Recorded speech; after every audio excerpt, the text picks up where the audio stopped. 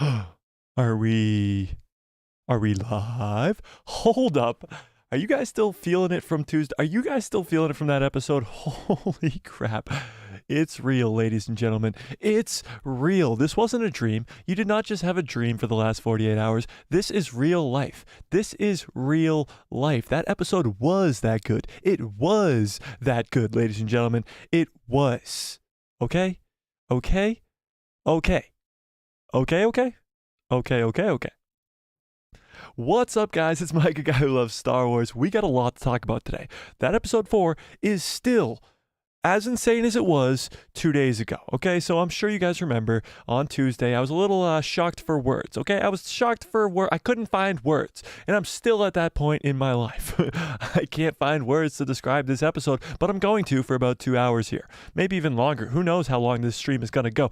You guys, while you come in, smash a freaking like on this video, and while you're at it, rank that episode from Tuesday out of 10. Give me your ranking out of 10 for that episode, because holy crap, did you guys just watch what I... Did you just watch what I watched? Did you just watch what I watched?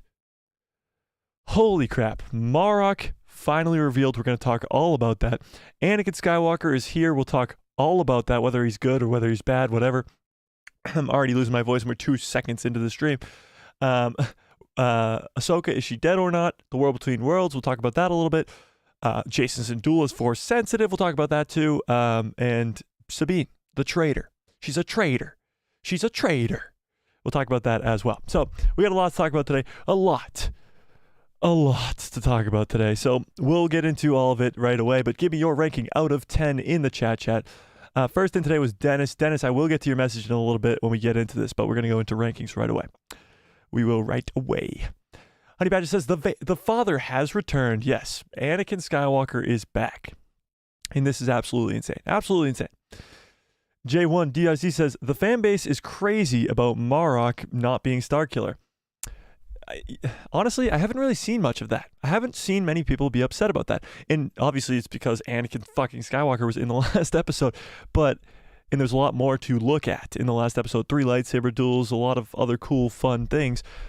That the Marrok thing kind of just went under the radar. Jay, I honestly haven't seen a lot of people be upset about that, which is surprising. J1 DRZ says 20 out of 10. There you go. Cappy says 9 out of 10. 1 minus because it should have been longer. I don't know. I thought the 42, whatever it was, 40 minutes was pretty good. I thought the 40 minutes was pretty long. Here's my thing with the length of the episodes. And I always harp back to Tales of the Jedi. Tales of the Jedi got done in 10 minutes. What a lot of other media has not been able to do. They get an entire great story done in 10 minutes. So the timing thing is not really my problem with this show at all, and that's why I put this at an 11 out of 10. It breaks the scale, and the reason I explained it in my breakdown video, which by the way got like 1.5 thousand views, which is crazy. I explained in my breakdown video, it can't be a 10 out of 10 because it's just been better than every other episode there's been, and I've given other 10 out of 10s out. So it just can't be a 10 out of 10. It has to break the scale. Now, here's the thing, ladies and gentlemen. I think the next episode's going to break the scale, and maybe even the next 3 after that. Next episode's Dave Filoni directed. Dave Filoni directed. And it might just even get crazier from here. Let me open up the actual chat here so I can see what you guys are doing. And let me pull this up as well. Why not? Are you hyped? Let's just leave it at that. Yes or no? Are you hyped? Tell me. Your pal Joe says 10 out of 10, amazing episode. He also says, I got that Ahsoka Funko Pop in the mail. Thanks again, Mike. Oh, no, don't thank me. You're the one who won that Funko Pop because you are the best and were the first ever member of the channel and won the giveaway. If you want to become a member, support the channel, join today. In the description below. We do giveaways. Your pal Joe is talking about what we did the giveaway for. You got the Ahsoka Funko Pop. We gave away 2 Funko Pops and a shirt. They were pretty damn cool, if I do say so myself. Honey Badger says 10 out of 10. Perfect. The pacing was perfect. Lightsaber duels were the best we've seen since Revenge of the Sith. And Anakin is back. Absolutely mind-blowing. Could not agree more. Chris says, what's up, Chris? The average fan doesn't care about Starkiller nor who they are. True. It's the hardcore fans that might care. That's true. It's all of us that were speculating for months and months and months about who the hell this Inquisitor is, and it was nobody. It was literally a giant thing of smoke. Now, we're going to get into what that actually means, and I'm working on a full-on video on this, but we're going to break it down in this live stream as well. I think it's going to have to do with Night Sister magic, of course, but there is a lot more to that, so somebody remind me in a minute. Honey Badger, Anthony says, Mike, I give it an 8.5 out of 10. Sabine's not a traitor. She's conflicted. True. Apparently, Ahsoka betrayed Sabine for the Mandalores, and Jason Syndulla is already able to sense the Force. Indeed. Yeah, so that was a little bit weird and went under the radar. Baylan says to Sabine, your master, like, you couldn't save your family because your master wouldn't let you or something along those lines. Very, very, very interesting. Very interesting. We'll get into that too. Dominic says, hey, what's up, Dominic? How we doing? Cappy says, if Marrok is magic, could we see him again rebuilt? I think we're going to see him in a different form. If Marrok was created by Morgan Elsbeth, first of all, a lightsaber-wielding Inquisitor that was able to stand toe-to-toe with Ahsoka Tano, all bets are off, man. I mean, all bets are off with these Night Sisters if their magic is really that powerful. Dennis says, I think Sabine is not a traitor because her emotions for Ezra are strong. Yeah, I know. I'm just messing around with the whole traitor thing, guys. I'm just messing around, but she's a traitor. No, I'm just messing around. She's obviously not a traitor, but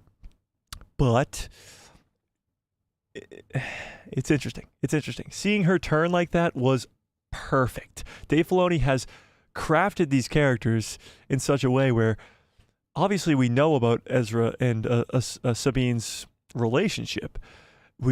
People were making fun of how Ezra friend zones or sister zones Sabine in the first episode, and now it's gotten to the point where Sabine hasn't seen her friend in 10 years and now will literally do anything, join the bad guys to go save him after just seeing her master die. Ahsoka just freaking fell off a cliff to die. And Sabine's like, well, I guess there's no other option, and has to go save Ezra. It's crazy. Chris says, Sabine wants Ezra back. She's doing what she needs to do, considering that she thinks Ahsoka is dead. Yeah, pretty much.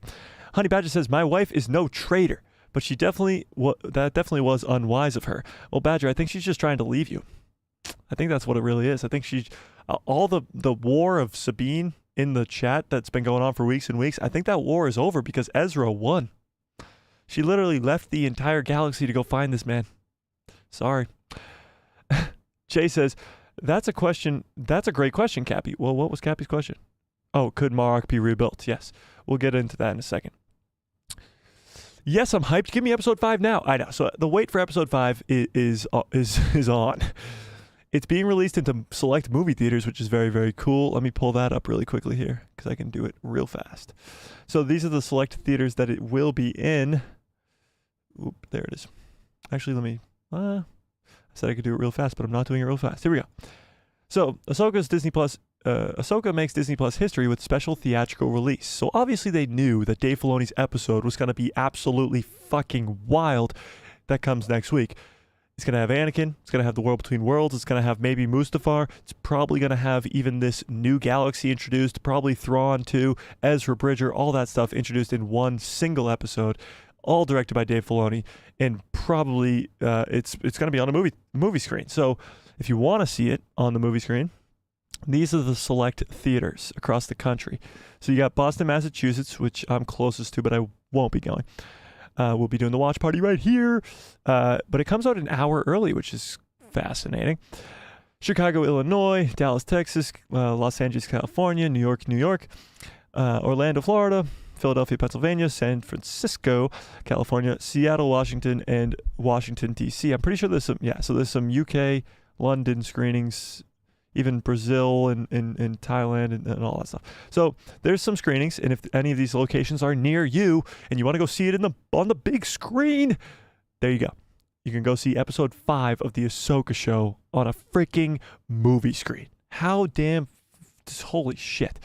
Okay, moving on.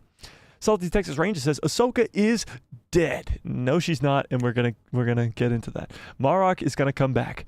I don't think so. Show Reddit leaks. I don't know if we're gonna get into the Reddit leaks today, Dennis. Just because they're like so extensive. We'll talk about it. We'll talk about it maybe at the end of the stream. Maybe. Dominic says 5 p.m. That's so early. Well, you got to think that's 5 p.m. that time over West Coast. So that's 8 p.m. here. So it's 8 p.m. across the board. It's 8 p.m. It's 8 p.m. across the country. So you're still getting to watch it an hour earlier than its release. But I mean, you're probably not going to be out of the movies by the time, it's already come out, so can't really spoil much of anything. But yeah, so it's only 5 o'clock because that's 8 o'clock over there. Quick maths. Salty Texas Ranger says, a traitor? Did Anakin not betray the entire Jedi Order because his strong feelings for Padme? Yes. So that's kind of what's going on here. Sabine's along the same road as Anakin. Her feelings for Ezra have clouded her vision. For sure.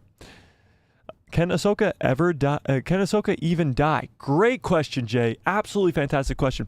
I'm working on a video right now that's going to come out tomorrow morning called Is Ahsoka Even Dead? Or something along those lines. Is Ahsoka dead? And it's going to answer that question. Is Ahsoka dead?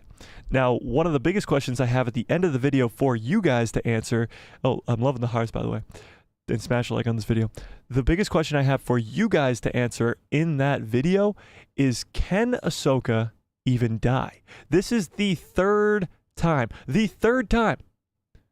that we've seen Ahsoka have a near-death experience. She dies on Mortis, she dies to Vader, and now she dies here. But all 3 times, she doesn't die. Is she actually immortal? Is it actually impossible for her to die? Now, there is some backing behind this. This isn't just a ridiculous question. Oh, Ahsoka can't die? That's impossible. No. In Mortis, or on Mortis, whatever you want to call it, in the Mortis arc in the Clone Wars, she becomes one with the daughter. She dies, and Anakin puts his hand on both of them, the daughter and Ahsoka, and they become one. That's pretty much what happens.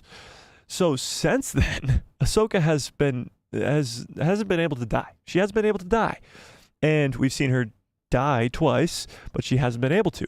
Is this because she's one with the daughter? Is it impossible to kill Ahsoka? And when she does die, she just vanishes into the cosmic force? Like, she willingly dies? Or it's a weird concept, but it is possible that Ahsoka Tano can never die. What do you guys think? Like, is that possible? Is Ahsoka immortal? Is Ahsoka going to be alive forever? What do you think? Tell me what you think. Let me keep reading. Cappy says, what choice did Sabine have? She probably assumed that Ahsoka is dead. Yep, probably. And Baylan probably chopped her up if she breaks the ball thing. Yeah, true. It was probably like, stop Thrawn from coming to the galaxy and I die. Or I get to go see my boyfriend that I haven't seen in 10 years. And then I don't die. But Thrawn still comes into the galaxy and heir to the Empire. So she had a tough choice to make for sure. And we've seen many tough choices made poorly in the past. Anakin Skywalker. It's very interesting that in the same episode that Sabine makes almost the exact same mistake that Anakin did, we see Anakin. Dave Filoni's a freaking genius, ladies and gentlemen. Freaking genius. Anthony says, Mike, what I love about Baylan's reveal through reading Sabine's mind is that Sabine's family perished. It makes Moff Gideon's crimes more encompassing. The Night of 1,000 Tears. Yeah, so pretty much what Baylan told us is Sabine's family died in the Night of 1,000 Tears, which we've seen in The Mandalorian, and Sabine wanted to go help them, but when she was training with Ahsoka, she wouldn't let her. It's a little bit shaky there, but that's what Baylan tells us, and that's a big reveal, a huge reveal, because Sabine is on the edge. She doesn't know what she wants to do. She just saw Ahsoka die die. She just saw Ahsoka die, fall off the edge. And she knows that if she destroys this map, it's probably likely she'll never see Ezra again. So, with her master dead, the possibility of never seeing her friend again, she's really tilting on the edge here. And the thing that probably pushes her right over the edge is when Baylan says that. He says, you got no family, you got no friends, you got no master, you might as well just come with me. And that's pretty much what it is. That's what happens. That's what it is. She got pushed over the edge, and it's from Baylan reading her mind. He fucking read her mind. Crazy. Crazy, crazy. Salty Texas Ranger says, I'll just use the 114-inch theater screen to put in my basement to watch episode 5. Oh, do you have a theater screen in your house, Salty? That's sick. Honey Badger says, so Ahsoka is an hour earlier premiere next week, or is that only in the theatrical release? That's only in the theatrical release. Yep. Elson, what's up? Elson says, I want to know your personal opinion on Anakin's appearance. Do you think it's him from the past, an evil version of him, or what? All right, so let's do that. Let's do that then. All right, let's get right into this. Elson, this one's for you, okay? So what I think about Anakin, and you guys tell me what you think. Is this an evil version of Anakin? Is this a younger version of Anakin? Anakin dead? Force Ghost Anakin? The son messing with Ahsoka? The son from Mortis? What do you think Anakin Skywalker at the end of this episode is? Let me pull up a picture of him, by the way. Let's just do it. Let's just dive right in. Anakin Skywalker. Let's just do it. Let's just do it. Here we go. This guy right here, this handsome fella right here. By the way, de-aging technology, perfection. Absolutely masterful. Like, we saw Luke Skywalker in Mando Season 2, and a lot of people had complaints about that. Then we see Luke Skywalker for like 45 minutes in the Book of Boba Fett, and he looks great. This is absolute perfection. That's Anakin. That's Anakin during Revenge of the Sith, and that is him to a freaking T. That is so good. What we saw in Kenobi was a disaster, and this puts it to shame. So, is this guy evil? I'm going to say no. I know. We hear Darth Vader's theme. We see what looks to be Darth Vader's hilt on Anakin's belt. And the whole world between worlds type thing, like, if this is Anakin, is it actually Anakin? My thing about the Vader theme can pretty much be easily explained. I think in the next episode, we are going to see Darth Vader, Anakin on Mustafar, when he is Darkseid. So I think that's just foreshadowing that fight. Ahsoka versus Anakin on Mustafar. I think that's why we heard the Vader's theme.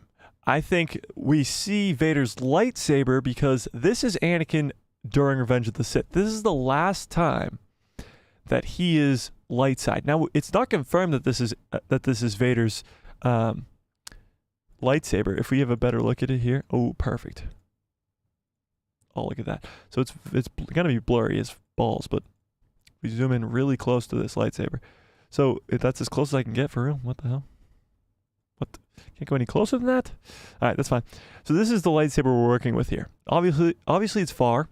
It has some sort of shadow over it. It's hard to tell, but it does look like Vader's lightsaber. He's got the metal arm. Oh my God, he looks so damn good. Even blurry and pixelated, he looks amazing, okay? But I don't think it's an evil version of Anakin. Just because of the Vader's theme doesn't mean anything. I think it's just foreshadowing the next episode. Also, if it was a evil version of Anakin, why would he say, "Hello, Snips, I didn't expect to see you so soon," and then smile at her? There's no reason for him to be nice and friendly if he's evil. Like, there's no reason for that. If it was Vader, if it was an evil version of Anakin, he would have just attacked her. Like, there wouldn't be any reason for the niceties. But the son of Mortis thing, that the son of Mortis is just playing a trick on Ahsoka because Ahsoka is the living embodiment of the daughter on Mortis, that theory actually might have some volume to it. It might have some weight to it. Here's the thing. It could be the son, but my thing about the son on Mortis is that the son on Mortis is trapped on Mortis. And the daughter is only able to leave because it's Ahsoka. Now, the son on Mortis is trapped on Mortis, but again, if it's the son, he wouldn't say, hello, Snips. He just wouldn't. That's something Anakin only knows, or Anakin's pretty much the only one who calls her that. So it'll be interesting to see. It'll be interesting. Interesting. But I don't think it's evil Anakin. I do think it is Force Ghost Anakin, but he's not a Force Ghost because he's in the world between worlds.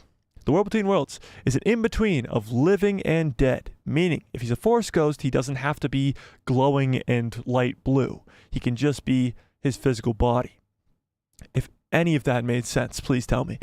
I think it's Force Ghost Anakin. I think this is Anakin. He's been dead for years now. And a lot of explanations got to be done in this episode. Why haven't we seen Force Ghost Anakin ever in the sequel trilogy, in The Mandalorian, literally at any point? Why have we not seen Force Ghost Anakin? I think that'll be answered next week. I think, so much is going to be explained. Think about it. This could be the very first time Ahsoka is seeing Anakin since Clone Wars Season 7. Since what is that, 20 plus years ago? Yeah, right? Because it's 20 years between the prequels and originals. 19 years, whatever. 19 years there. Then you got a couple more years, you're in the 20s, and then you got 5 to 10 more years for the Ahsoka show. So yeah, you're talking about 20 to 30 years. It's been 20 to 30 years since she's looked her master in the eyes. Because she only saw one eye in Rebels. But this is the first time she's seen her master, actual master, good side master, in 30 years. So this conversation is going to be amazing. What Ahsoka's reaction to this is, I think she's going to immediately pull out her lightsabers, start the episode, because the last time she saw him, he was evil. Why would she assume otherwise? So she's probably going to be upset, extremely upset, but we'll see. But no, I don't think he's evil. I don't think he's the son, and I do think it is our actual Anakin Skywalker that we know and love. Indeed, I do. All right. Where was I? Jessica Fasten. What's up, Jessica? Says maybe she's a cat. Yes, I have no idea what you're talking about. Mike Knight. What's up, Mike? Great name, by the way. Says, is Ahsoka going to use the world between worlds to go get Ezra? That's a great question. I think Ahsoka might be able to communicate with Ezra through the world between worlds. Now, it's going to be... This is a tough subject to talk about. The world between worlds is a tough thing to wrap our minds around. However, I don't think Ahsoka's going to use it to go to the new galaxy. However, I do think she's going to use it to communicate with Ezra. I think we will see Ezra Bridger next episode. I think we will see Grand Admiral Thrawn next episode. And I do think that Dave Filoni is going to be in control of all of this. The first appearance of Ezra Bridger into live action, the first appearance of Grand Admiral Thrawn into live action, the rematch, or the absolute insanity that will be Ahsoka versus Anakin on Mustafar. Dave Filoni wants to be in charge of all of that. He wants to direct all of it. And I think it's all going to happen in this episode. But I do think Ahsoka's going to use the world between worlds to contact Ezra and tell him what's going on. Tell him what's coming. Tell him what's the deal. So I do think we will get that conversation between Ahsoka and Ezra in this next episode, which is going to be insanity. Ezra Bridger, ladies and gentlemen. Ezra freaking Bridger. Yes. And great name, by the way, Mike, if I didn't mention that already. It's a great fucking name. Honey Badger says, I honestly don't think... I'm loving the hearts too, by the way, guys. I really love it. I honestly don't think that she died this time. I think that the sister in her, or Morai, saved her from death, or Anakin himself pushed her through. Yeah, I think Anakin pulled her through to the world between worlds, for sure. Just the same way that Ezra did in Rebels Season 4. Just pulls her right through. I think that's what Anakin did there. And I think she can't die. I think she physically can't die. Yep. Holy crap, you guys are chatting so much. Don't stop. I just got to catch up. All right, here we go. Cappy says, but she can get hurt, though. She can get hurt. Yes, she can get hurt. Can she? Yeah, she can get hurt. She can get hurt. I was going to say, have we actually seen her get hurt? But then I remembered she burned the hell out of her hand. She can get hurt, yes. But that doesn't mean she can die. You know? Doesn't mean she can die. Chris says, it's Star Wars. No one can die. Just like Palpatine. Somehow Palpatine returned. Okay. That's a little different. I'm talking about like she actually can't die because of her being one with the daughter and being the living embodiment of the light side of the Force. I don't think... Yeah, Palpatine's... Yeah. We don't talk about Palpatine. Just kidding. Dominic says, I believe he is Anakin prior to episode 6. Interesting. As I said in the Discord, the world between worlds is a conduit between the living and the dead. True, but I think it is Anakin after being dead. And it's just a dead Anakin talking to an alive Ahsoka. Anthony says, Mike, the truth is, I don't even think Sabine's blaster would destroy the map. Look how long it took. Look how long and concentrated Baylan's lightsaber took to cut it in half. That's true. Maybe the blaster wouldn't have destroyed it, but Sabine wouldn't know that. If she shot it and it didn't break, she would have been like, holy crap, what do I do now? But she didn't know that. She didn't know that that was what's going on. So, yeah, it was very cool to see Baylan put his lightsaber right through that. It was so badass. And then it took a while, like you said, to split it in half. But, yeah. Yeah. We got 20 people in here. Smash a freaking like on this video. And let's break the record tonight. Salty Texas Ranger says, who else here cheered out loud when Ahsoka smashed Shin's head against the boulder? Yeah, I did. Because it was her like tapping into the dark side. She said, holy crap, she killed Sabine. That's my apprentice, bitch. And then literally picks her up, slams her against the boulder. The thing is, I got so much crap on my video that I posted on Monday about Shin being dead. Like, I got 1,000 comments, literally the night of the release. 1,000, not 1,000, obviously not 1,000, but felt like 1,000 comments of people going, oh, this video looks stupid now. The creator who made this video must look stupid now. That's what I think they sound like. But yeah, I ate that one. I ate that one for sure. Yeah. Dennis says, Ezra will have a Rancor bone lightsaber from the Night Sisters. All right, Dennis, your first message and that message I will get to in just a little bit here. Salty Texas Ranger says, all the weirdo shoppers out there can rejoice. Snoka is now a possibility on the big screen. Anakin and Ahsoka. Anakin and Ahsoka. All the weirdo the weirdo shippers. I thought you said shoppers. Yeah, the weirdo shippers. Have people been shipping Anakin in Ahsoka? That's just wrong. Dominic says, if I understand it correctly, the world between worlds can access all time and space in the universe. Yes. Maybe Ahsoka can take a shortcut to Peridia. Maybe not. I don't think she can take a shortcut there, but I do think she will be able to communicate with Ezra through the world between worlds. I think she'll come back to get Hera Syndulla and maybe some other help, and they'll take the Ghost and some Purgle to Peridia or this new galaxy. Yeah. Elson says, I truly feel like it is the ghost, is the Force ghost of Anakin Skywalker. I agree. I think it is the ghost of Anakin Skywalker. It's definitely, I mean, there's a slight possibility it's an evil version of Anakin. I just don't think it would be, because he smiles at her, calls her Snips, says, I didn't expect to see you this soon, blah, blah, blah. He seems pretty upbeat and happy for an evil guy, if that's the case. Honey Badger says, I think it's definitely Anakin. He's the father. We heard the Jedi theme transition into Vader's theme, and if he is indeed the father, then there's a balance between the light and the dark. That's true.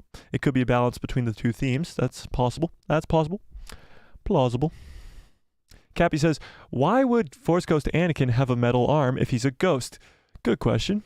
Force Ghost, there's still a lot of questions to that, but what George has explained a long, long time ago, when he changed Anakin Skywalker in Return of the Jedi in like 2004, when he did the altering of the original trilogy, when he changed it to Hayden Christensen, the younger version of Anakin, when he did that, changed it from the original actor, which I'm completely blanking on his name. Somebody help me out in the chat.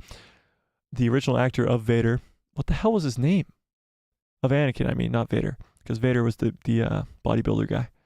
But they changed it from him to Hayden, and the reasoning for that was because he takes the shape of how he was when he was last in the light side. Yes, Sebastian Shaw. Thank you. Sebastian Shaw. They replaced Sebastian with Hayden because he reverts back to when he was last with the light side of the Force, which was in Revenge of the Sith, which is when he had a metal arm. So I guess technically he's stuck with the metal arm forever. If that explanation made sense at all. His eyes aren't yellow. That's true too. That would be a clear indication if he was evil if his eyes were yellow. Raheem's World says, "Hey Mike, how are you doing?" And hey, Star Wars gang, what's up, Raheem? How we doing? I'm doing good. Honey Badger says, "But it is indeed Anakin's saber. Anakin's saber hanging from the bottom of the hilt, like it. How is Ahsoka and Vader's sabers hanging from the top of the hilt? What? And is it his saber when he was the Jedi? I'm lost. Cappy says, "It's Anakin's Skywalker. It's Anakin's saber. I think Vader's was thicker." Okay. Interesting. Vader's is just darker, you know? It's not... Oh, wait. I think I see it. Yeah, it looks like Anakin's. It doesn't look like... look, if you look very, very closely, the top or the igniting piece up here, it does look a lot more similar to Anakin's than Vader's. That's just what I'm looking at.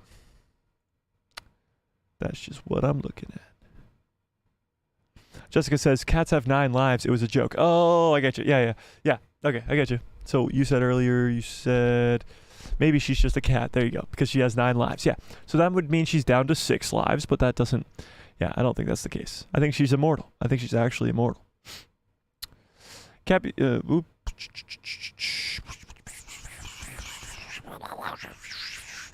Cappy says, "Let's go, Elon Thrawn." I know. So I think we will see Thrawn in this next episode. I think we actually will see Grand Admiral Thrawn, which is insane. I think his first appearance is going to have to be a good one. You want to know why? Because he has to be a big threat. He has to be more powerful and scary than Moff Gideon and Baylan and Shin and Morgan Elsbeth. Like, he has to be a Palpatine level villain for this whole thing to work. In his introduction, because think about it, if you haven't seen Rebels, you don't know who Thrawn is. So this is your first ever introduction to Grand Admiral Thrawn, and it has to be a good one, or else this whole thing doesn't work. He has to be established as this big, big villain, or none of this works. Yeah. Friggin says, "He looks like a blue Elon." He does kind of look like blue Elon. Yep. Honey Badger says, "Sending pictures to your Discord, but Anakin's saber does indeed hang from the bottom of the hilt, and Vader's hangs from the top of the hilt. So I believe Anakin is really just Anakin in Ahsoka." Okay, I think I follow. You think it is Anakin's lightsaber. Gotcha. Salty Texas Ranger says, "I think Ahsoka burned the map to Thrawn in her palm." Yeah, so I don't like this theory. No offense, Salty, but I hate it. The map itself, the circular ball, did not have the map on it. It was just a key to open the map. So whatever is burned into Ahsoka's hand doesn't help at all. They opened the map, and that's why the map was this gigantic thing. The ball itself didn't have the map, so it's not going to be burned onto Ahsoka's hand. Yeah.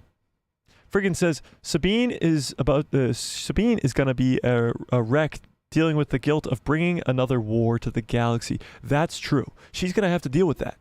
And not only her, though, think about it. The whole New Republic refused to send help for the possible next galactic war. So it's on a lot of people, but yeah, Sabine is, of course, on the most. She's going to feel that the most personally, just because she's the reason Thrawn's coming back. And I think Sabine's going to come face to face with Thrawn in this next episode, and she's going to be like, holy crap, what did I do? What did I do? I don't know if Sabine is going to find Ezra, because I don't think Ezra's with Thrawn, but it's possible. It is possible.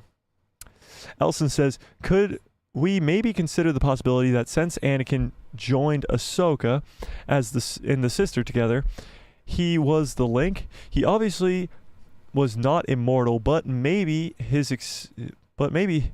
This expands him and Ahsoka's connection. So here's my take on that. I think Anakin is the father. I mean, the Chosen One prophecy was for him to take the role as the father, and on Mortis. That's what Mortis explains to us pretty much. And holy crap, I'm taking off my headphones. It's hot as shit here. It's so hot, and the headphones aren't making it better. Oh my God, it's hot down here. Jesus. Okay, so I think Anakin was supposed to be the father. He was. He's supposed to be the father, or he is the father. And he combines Ahsoka and the daughter. But what's different about this is Anakin was never combined with the father. Now, maybe he is the father in the afterlife. Maybe he does live on Mortis. Maybe that's where he's been this entire time. But Ahsoka's still living. She's still a living being. And I don't think she's capable of dying. Instead of staying on Mortis and becoming the father, Anakin leaves, turns to the dark side, lives an entire life, 44 years, and then dies. So it'll be interesting to see. But I don't think Anakin was immortal like I think Ahsoka is. But it's a good theory. J1DRZ says, "You're not stupid, Mike." I know I'm not stupid. Thank you. Oh, you were talking about earlier. Mike Knight, what's up, says, how will Ahsoka get to the next galaxy? The Purgle. The Purgle. That's it. It's the Purgle. It's 100% the Purgle. They've set up the Purgle throughout The Mandalorian Season 3, even the Ahsoka show. And the Purgle's, it's what's going to take them there, for sure. Anakin type is older women. Yeah, it is. Padme. J1DRZ says, what if you fall off a bridge in the world between worlds? What happens? Great question. I think you just land on another bridge eventually. I mean, I think there's an endless amount of bridges there, but I'd love to see what would happen. Like, if Ahsoka just went, "You're not my master," and jumped off the bridge and see where she lands, that would be funny. That would be funny. But I think at some point you would land on another bridge. That would be a funny what if. Should I make that what if? It's just like Ahsoka just keeps jumping and jumping and jumping till she gets to nothingness. Dominic says, I didn't mean prior, I meant after episode 6 in terms of Anakin. Yeah, I think sure. Yeah, whatever. Austin says, sorry I'm late. Don't worry about it, Austin. What's up? Honey Badger says, I said it is indeed Anakin's lightsaber. Yeah, I got that. I did get that. I did get to that. Salty Texas Ranger says, I think Thrawn looks more like Blue Data from Star Trek The Next Generation. I don't know who that is. But yes. Cappy says, Sabine is a war criminal. She's a traitor and she needs jail time. Her and Chopper both. Her and Chopper both. Honestly, I said this on Tuesday's stream and I still have the same complaint. I absolutely love the Ahsoka show. Don't get me wrong. It's freaking fantastic. This last episode, an 1,000 out of 10. Just kidding, 11 out of 10. But not enough Chopper. Not enough Chopper. And it's really getting to me now. I need more Chopper. That's it. All right, I'm putting the headset back on. I've cooled down a little bit. Anthony says, my theory is Anakin will send Ahsoka through the world between worlds to the new beyond or the pathway to Peridia. No time, no space. Anything is possible here. That's true, but I think she's coming back to take Hera with her. I feel like Ahsoka's going to need some backup. She's not going to want to go by herself, you know? Dominic says, Ahsoka's purpose in the universe is far greater than we realize. The Force clearly has plans for her. Yeah, Dominic, you're pretty much quoting the video I'm posting tomorrow. There is a greater destiny for Ahsoka. Now, we don't know what that is yet, but there is a reason that this girl has died 3 times and has still survived. There's a reason she's so important. We just don't know what it is yet. And it can't be to stop Grand Admiral Thrawn. That's not nearly big enough. I think there's a way bigger threat out there, whether it be the Grisk, the Vong, or something else. I don't know what it is, but Ahsoka is the key to all of that. Absolutely the key to all of it. So I can't wait to see.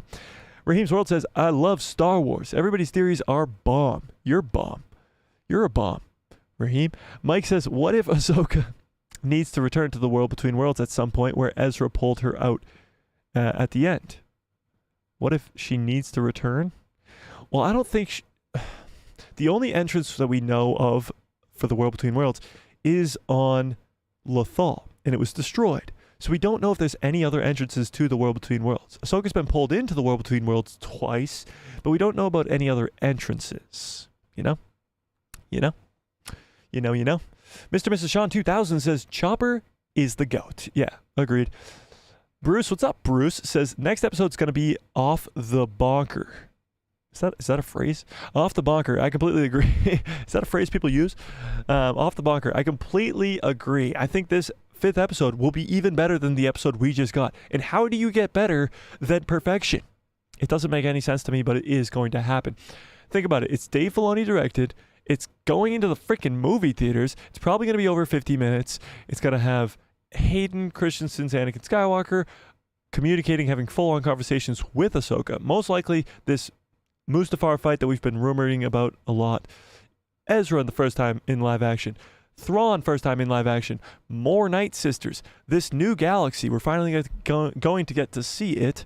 And all that other stuff. Like, it's going to be insane. It's going to be insane. It's going to be insane. Salty Texas Ranger says, I did love seeing Chopper moving around. Yeah, I love seeing Chopper. Chopper needs to be in this show more. More. Austin Snow says, here's a theory that's not actually Anakin. What if that's actually the son? Yeah, we talked about that before you got in here, Austin, but yeah, I don't think it is. I don't think it is for many different reasons, but just because of how friendly he is with Ahsoka when she first comes in. It could be the son playing a trick on her, but I just don't think it is. I don't think it is. Mr. Sean says, how much you want to bet they'll make a spin-off series with kids from Jason and 4 kids with Jason and Chopper. Maybe Jason gets his own spin-off show, but it's not going to be for kids. Jason's going to be the next Sith Lord. He will turn into Darth Caedus like Jason Solo does in Legends. And I think they're really setting up that character, and Dave Filoni is doing it on purpose. Jason Syndulla has had 2 scenes in this whole entire freaking show. And in one of them, he says he wants to become a Jedi. And in the second one, he confirms that he's already Force sensitive and says he has a bad feeling. Put him right down the path. Put him right down the path. He is going straight to the dark side, and it's going to be amazing. He's already lost his dad. He's going to lose his mom. And Darth Caedus, here we come. Whew. Yes. Absolutely. Absolutely. Cappy says, hopefully we will see flashback of Baylan and what caused him to be so jacked. Yeah. He's a big guy. He's a big guy. But here's the thing. Baylan has become such a good character that it will be such a bummer if he survives this series. I know. Ray Stevenson, rest in peace, died in May, so they finished filming. That means he's either survived the season or he didn't. Now, I don't know if he did or didn't, but it's going to be a bummer if he did, because then you're going to have to deal with what do we do now? And Disney, Lucasfilm, whoever is not good at that. What do we do now? Look at what they did with Chadwick Boseman. Chadwick Boseman sadly passes away. They don't know what to do with the Black Panther character, and they just do nothing. They replace him with his sister, and they don't recast or anything. If Baylan survives the series after becoming such an important, integral role to this whole storyline, that becomes a problem if Baylan's not there anymore. So they're either going to have to recast him, deep fake him, or something has to happen, at least until he dies off. So I really, really hope that he does die off before the end of the show. But I don't think he will, which is a bummer. It's a bummer. Bruce says, the Ahsoka versus Baylan fight was super, super badass and so clean. Yeah, I think that Baylan versus Ahsoka fight is one of the best lightsaber duels we've ever seen. Literally top 10, easily top 10, arguably top 5. And I said that in my breakdown video. I said this was one of the best lightsaber duels we've seen in all of Star Wars. And somebody came at me in the comments for that, and I was like, ha, you're wrong. But yeah, it was an incredible lightsaber duel. Incredible. Raheem says, right? Ahsoka has so much bigger purpose. She definitely does. Salty says, I know what's going to happen. Ahsoka is going to find Rey, and Rey will complete her Jedi training. No, what's going to happen is Ahsoka's going to go into the world between worlds, go find Rey, pull her out of time, and then bring her back to save the day because Rey needs to save the day, you know? Bruce says, Tuesday can't come any quicker. I know. We're still, what, like 5 days away? Ugh. The good news is we got tonight's stream, video tomorrow, stream on Saturday, video on Sunday, and then it'll be Tuesday before you know it. It'll be Tuesday before you know it. But yeah, it's going to be a long week. It's going to be a long week. Dominic says, The Adventures of Chopper and Jason. I'm down for that idea. It honestly, honestly, I'd watch that kids show for more Chopper. Again, it would not be a kids show. The amount of war crimes that Chopper does, there's no way you can make it a kids show. Austin says, I think Baylan won't die. It would be a bummer if he doesn't, though. That's the thing. J1DRZ says, I think he will be in the Tales of the Jedi. Baylan? I think Baylan's backstory could be in Tales of the Jedi for sure. I think that would be a great thing. I think that would be a genius move, actually. To put him in there, that would be awesome. That would be amazing. Mike Knight says, I'm not sure what Baylan wants. Me either. He keeps talking about this power and a far greater meaning to all this. What the hell is he talking about? What the hell is he talking about? I don't know, but we'll see. We will definitely get answers to all this. Definitely get answers to all this. Mr. Sean says, Ahsoka versus Maul is still better in my opinion. That's true, but when you compare live action fights to animated, it's hard to do.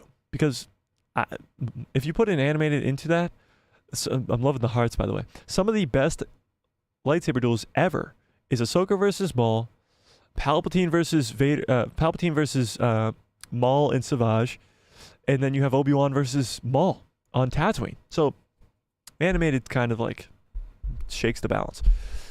Anthony says, Mike, leave Jason alone. For goodness sakes, we've already got Anakin, Dooku, Dagan, and Bode. Let this kid be a full-fledged Force user hero. Have him defeat evil. No, he's going dark side. Darth Cadus, 1000%. Yeah, dark side. Dark side, dark side, dark side, dark side. Cappy says, Baylan's presence feels like Emperor...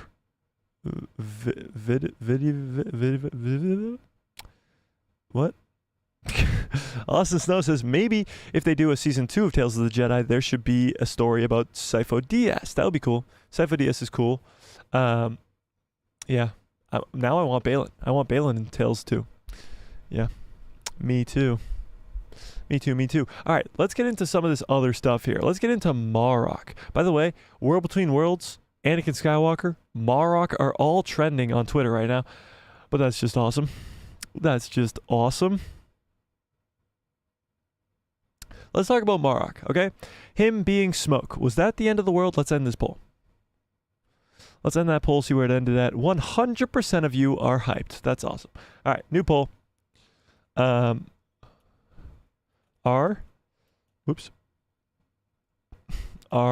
you upset Marrok was smoke? Yes or no? You tell me. Are you upset about it? Because I've heard some people, very, very little people, talking about it because of all the other crazy stuff that's happened in this episode. So, of course, everybody was speculating Star Killer, Mara Jade, Barriss Offee, Ezra Bridger, a clone of Luke, a clone of Kanan. Like, there was a ton of theories. And the fact of the matter is they were all wrong. Now, it actually might be more important that he is smoke than even if he was Star Killer. The fact that a Night Sister was able to create a lightsaber wielder that could stand toe-to-toe with Ahsoka changes everything. Because we've heard the rumors about the Stormtrooper army that will be held together by Night Sister magic that will be probably what we're seeing with Marrok. So this entire clone army that Grand Admiral Thrawn is going to have is probably going to be made of smoke. So if you're mad about the Marrok thing, you're going to be mad about the entire undead Stormtrooper army. Now, the whole entire undead Stormtrooper army is not going to be able to wield the lightsaber like Marrok could. Now, maybe, just maybe, it's the case that the Night Sister wasn't controlling Marrok. It was whoever Marrok was before he died. And maybe it was the Eighth Brother, or maybe not. It was clearly an Inquisitor, had the lightsaber, had the armor, but maybe he just had the abilities of the being that it was controlling. And that might be the same when it comes to the Stormtroopers, when they're controlled by Night Sisters. All I know is Marrok being smoke is important for what's to come. What Thrawn's army is going to look like. Now, I do think we'll get Thrawn in this episode, which will be absolutely insane. But I don't think we'll see his army yet, or maybe it'll be teased out or something along those lines, because he is going to have this massive army. He's been working with the Night Sisters. It's possible that he's been trying to fight the Grisk this entire time, which would be absolutely bonkers. But you have to wonder what he's been doing for 10 years. Like, what has he just been hanging around, just lounging, or what's he actually been doing? So it'll be interesting to see a lot of Thrawn, but I do think Marrok being smoke, being controlled by Night Sister magic, will be extremely important when it comes to the undead army of stormtroopers that we're rumored to be getting. Mike liked it. There you go. Austin says, I can't believe they killed him off. I can, just because, you know, it's whatever. Anthony says, what I'm wondering now is, did Baylan Skoll know Keller and Beck? Did they at all connect post Order 66? And how did Baylan know Anakin as Darth Vader? I think actually, I don't know. That's a good question. How would he know that Anakin's Darth Vader? Well, he did survive Order 66, so maybe he just put 2 and 2 together. I'm not too sure. Not too sure. Dennis says, I think Ahsoka meets Ezra when he's on patrol, or the Night Sisters meet Ahsoka and take her to him. Interesting. Jessica Fasten says, Vitiate is pronounced Vitiate. No, oh yeah. You meant Emperor Vitiate earlier? Yeah. Baylan looks like Vitiate? Wait, what? Is that what you said earlier? Emperor.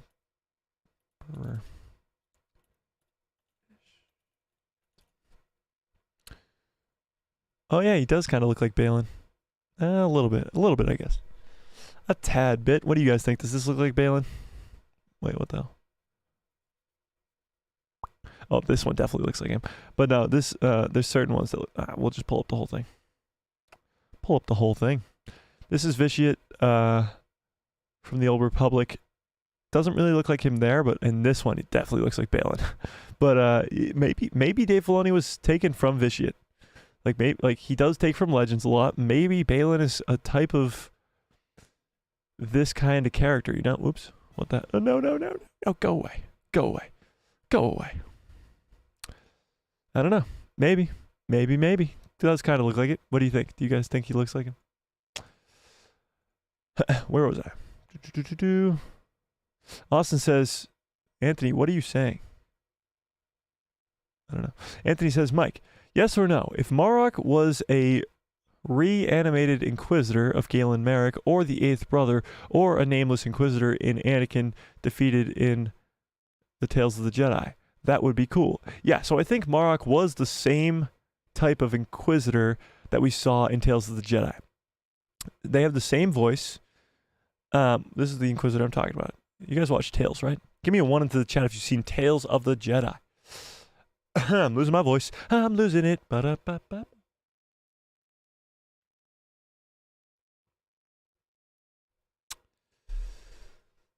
And while you're putting a 1 into the chat, please allow me to reintroduce myself. There you go. There's a ton of 1s. Okay. So Tales of the Jedi, we see this Inquisitor right here. This handsome fella right here. Wait, what the hell? This handsome fella right here.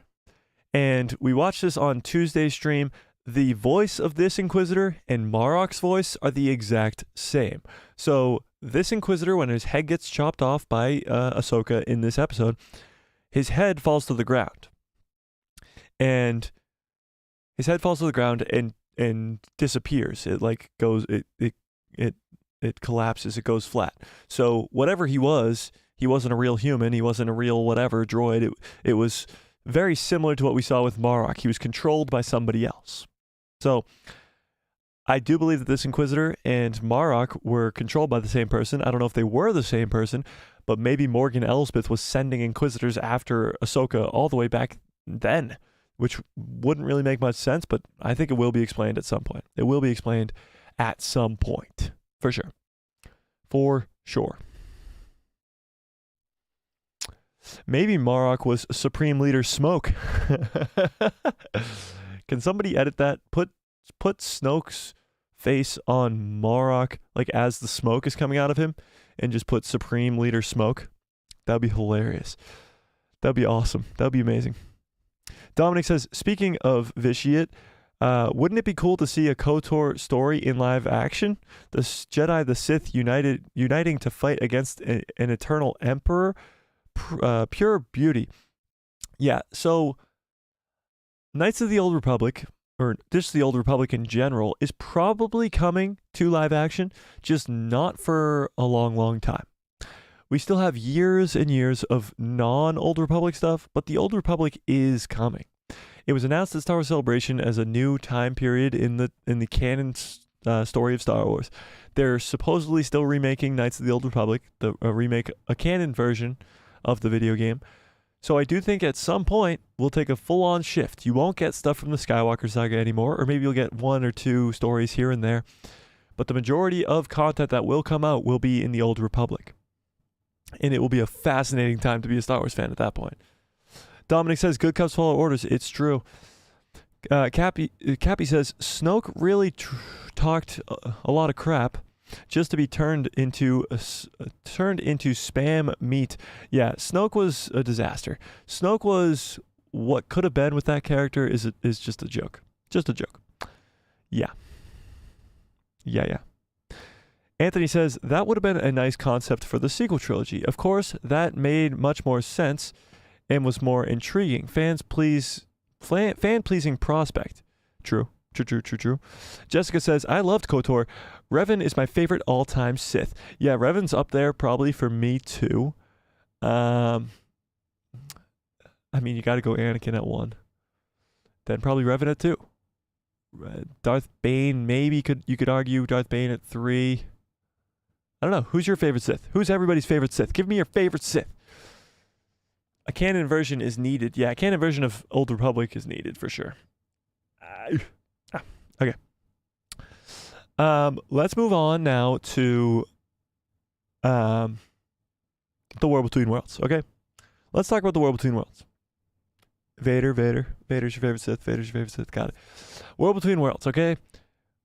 Dave Filoni's going to have a lot of explaining to do next week. With the War Between Worlds, okay? What we know about the War Between Worlds is very, very little. All we know is Ezra went in and saved Ahsoka.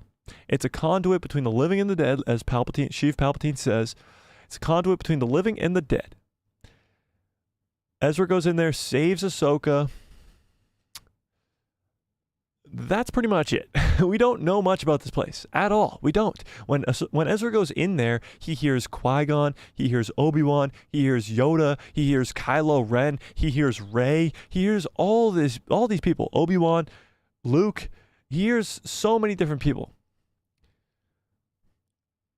And we don't really know the extent or the power of the World Between Worlds. If there's other entrances, can you actually travel back in time? Can you travel to the future? And I think all these questions will be answered next week. However, we got a lot to speculate about here. First of all, let me ask you guys this. With the War Between Worlds, do you think it is possible that Ahsoka will come out of the World Between Worlds at a different time? I.e., she goes back in time and tries to fix what just happened between the fight of him and her and Baylan, or she goes to the future, or even the New Beyond in a different location in the future, to just teleport there. Is the War Between Worlds going to be used as a way to change things like the past? I know we're going to see her try to change things, like try to go to Mustafar and kill Anakin, and try to go kill Thrawn or whatever. and do all these things that can't be fixed or can't be altered or whatever it may be. They're destined to happen. But is she going to come out of the world between worlds in either a different location than where she was on Cetos, or a different time in the timeline? Meaning she goes back to try to beat Baylan again, or she goes forward to try to figure something else out. It's not time travel. Interesting. It's not time travel. But also Ezra goes back in time to save Ahsoka. Here, that's where things get very, very interesting when it comes to the world between worlds. It's such a mind twister in a weird type of whatever type of thing, where we need answers. And I think Dave Filoni's going to give us these answers next week, but we're going to have to wait to see what those answers are to understand what the world between worlds really is. Is it time travel? Is it not time travel? I don't think it's time travel, but it certainly feels like time travel. Maul's your favorite Sith. Dooku's your second favorite Sith. Darth Malgus, great one. All right. It's not time travel, but yes, I believe that she may freely move through it because she contains the daughter in her. Interesting. So her having the daughter in her might give her like special abilities in the world between worlds. I don't know, dude. I don't know. Cappy says, kill youngling Baylan, advised by Anakin. Yeah, go back and kill Baylan before he was born, like a Thanos thing in like Rhodey says to do to Thanos. Ezra saving her was fate, not something any or everyone can be done. It was fate for her to save, for Ezra to save Ahsoka. I agree with that, but it's still time travel, in a way. He does go back in time and pull her out. Honey Badger says, I say it's time travel regardless. Ezra went back 2 years into the past in the world between worlds to save Ahsoka in Rebels, so maybe time manipulated, not time travel. But regardless, he went back in time. True.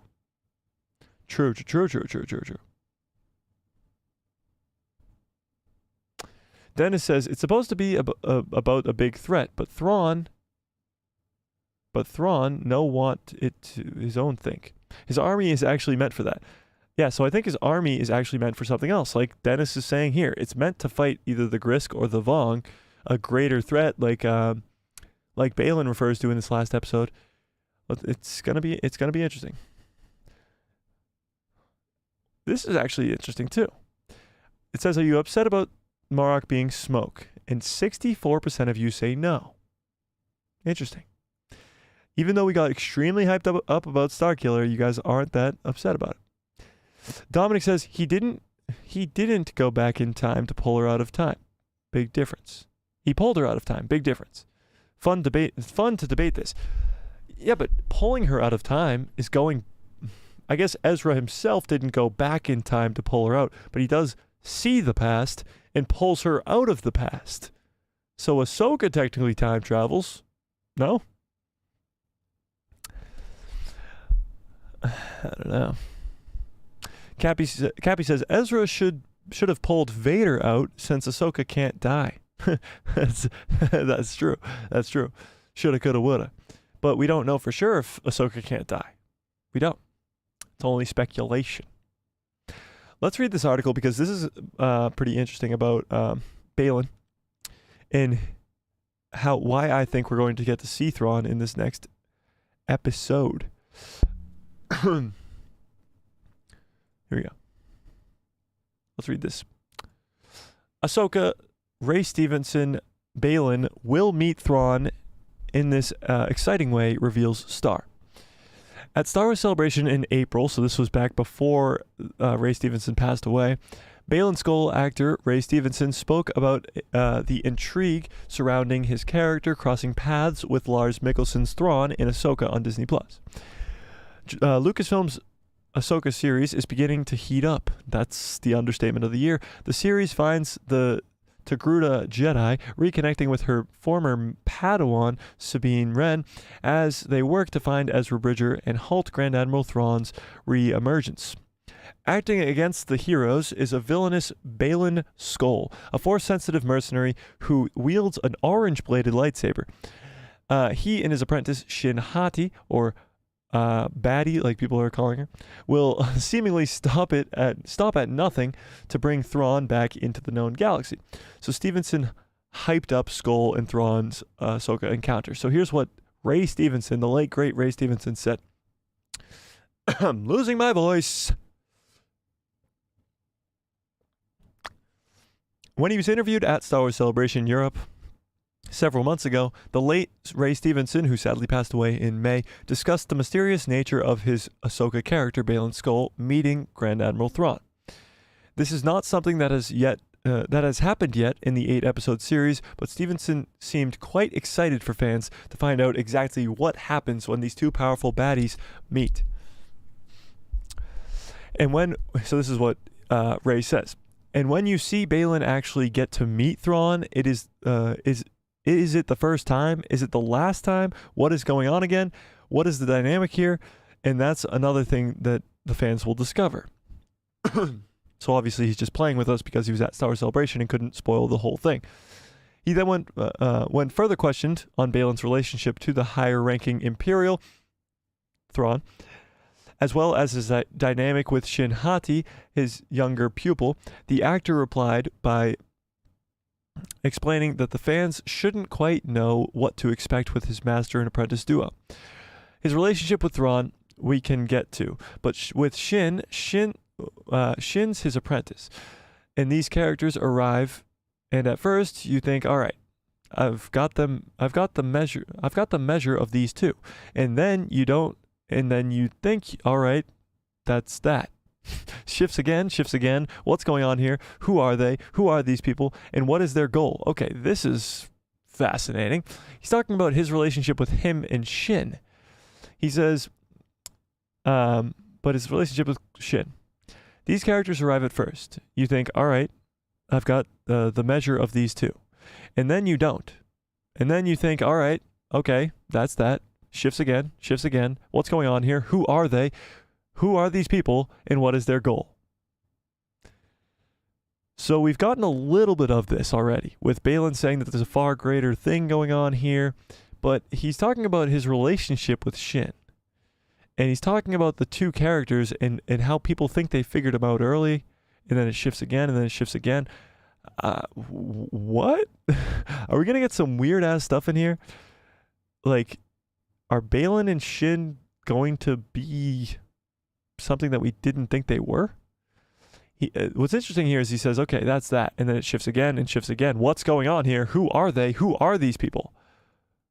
So we don't know who these people are. We don't know who Shin and Baylan are. They're new characters. But it's interesting Baylan would put it this way. Or Ray Stevenson, would put it this way. Who are they? Who are they? Who are these people? What's going on here? Interesting way to put it. But let's keep reading. As Stevenson put it, Skoll is not one nor the other, indicating on whether he strives to keep the audience on his toes. So this is what he says. And they are sometimes the catalysts, speaking of Shin and Baylan. They're thrown into the thing and at the catalyst. Okay? The reaction that comes out, it's like the effervescent spectacle. Okay? Whatever. Then there's another meandering thing. What's going on? What is their mission? Are they working for them? Not really. Are they working for them? So wait, what? So what's driving? That's the exciting part about playing this character. He's not one or the other or the other. This is interesting. Are they working for them? Not really. Are they working for them? So what's driving them? Ray is... How did this interview not come out sooner? Okay, so... Or maybe it did. We just didn't know what they were talking about here. Ray is making it seem like we're going to get a completely different shift here. Who are Baylan and Shin working for? If they're not working for Morgan Elsbeth, if they're not working for Shin, are they working for the Grisk? Are they working for the Night Sisters? Are they working for somebody else? This is a lot of confusing stuff coming from Baylan here. But, Ray here. But what's interesting is he talks about us not really knowing who Shin and Baylan are, what their goal is, who they're working for. We think we know, but we don't. That's kind of what he's saying here. Whew, things might get a little crazy in these next couple episodes. So, when will Thrawn actually appear? Much of the conflict in Ahsoka is concerned with the fact that Morgan Elsbeth, along with Baylan Skoll, are searching for a way to rescue Thrawn from the other galaxy that's adjacent to their own. The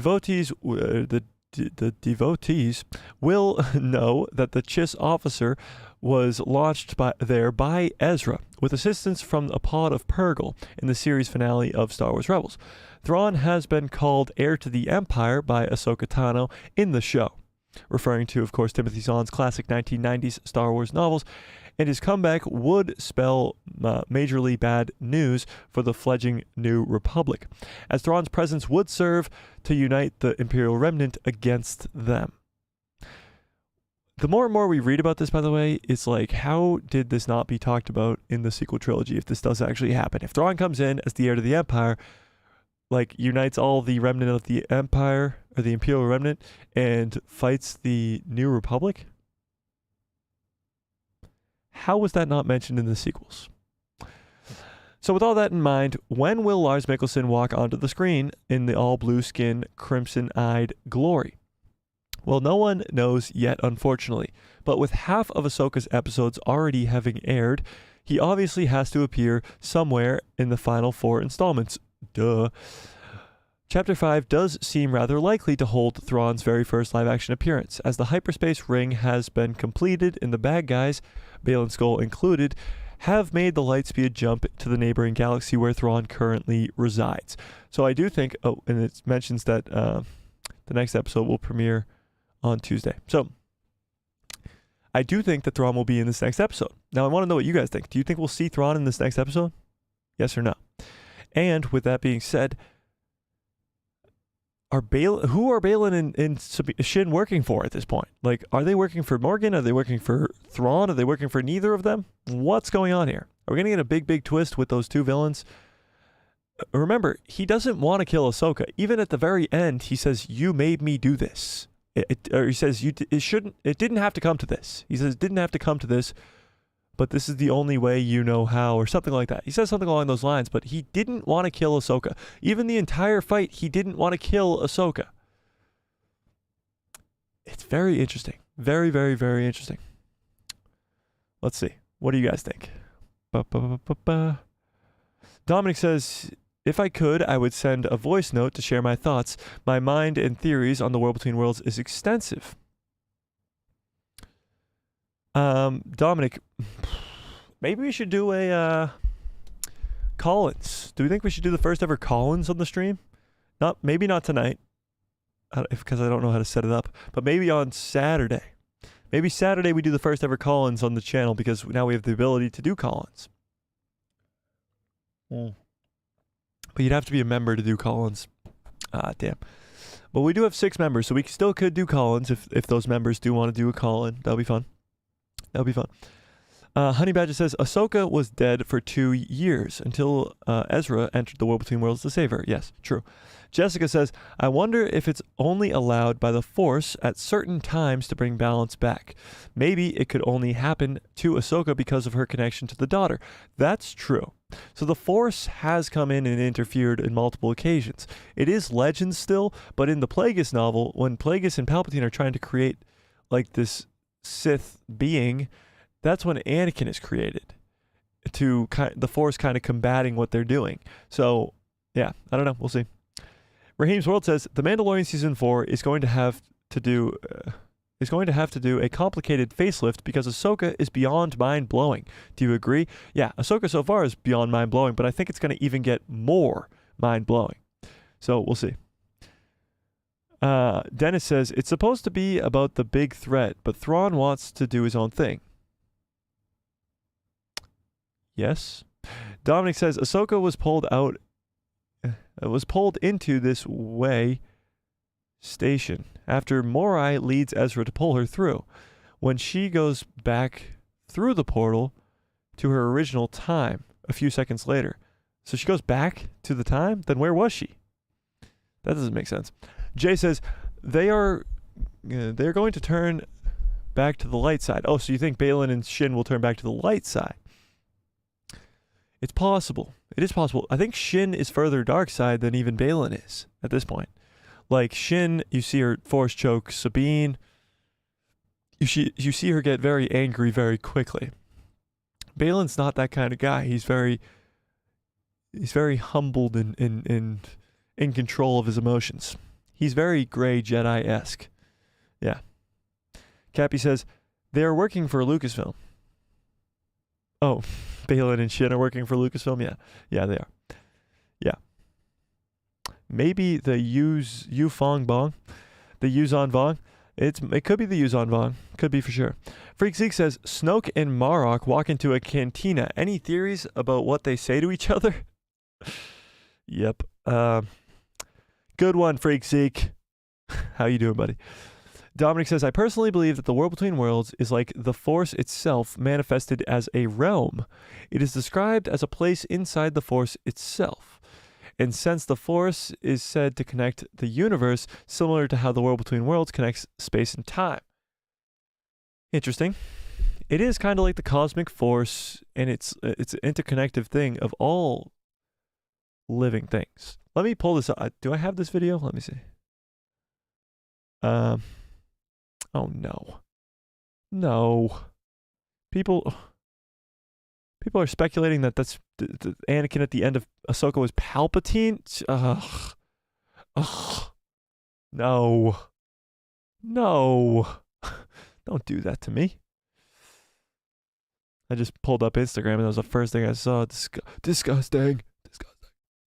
Oh, let's watch this. This isn't what I was looking for, but you know, whatever. It's good enough. All right, so this is all the scenes remaining or lines remaining that are from the trailers that we haven't seen yet.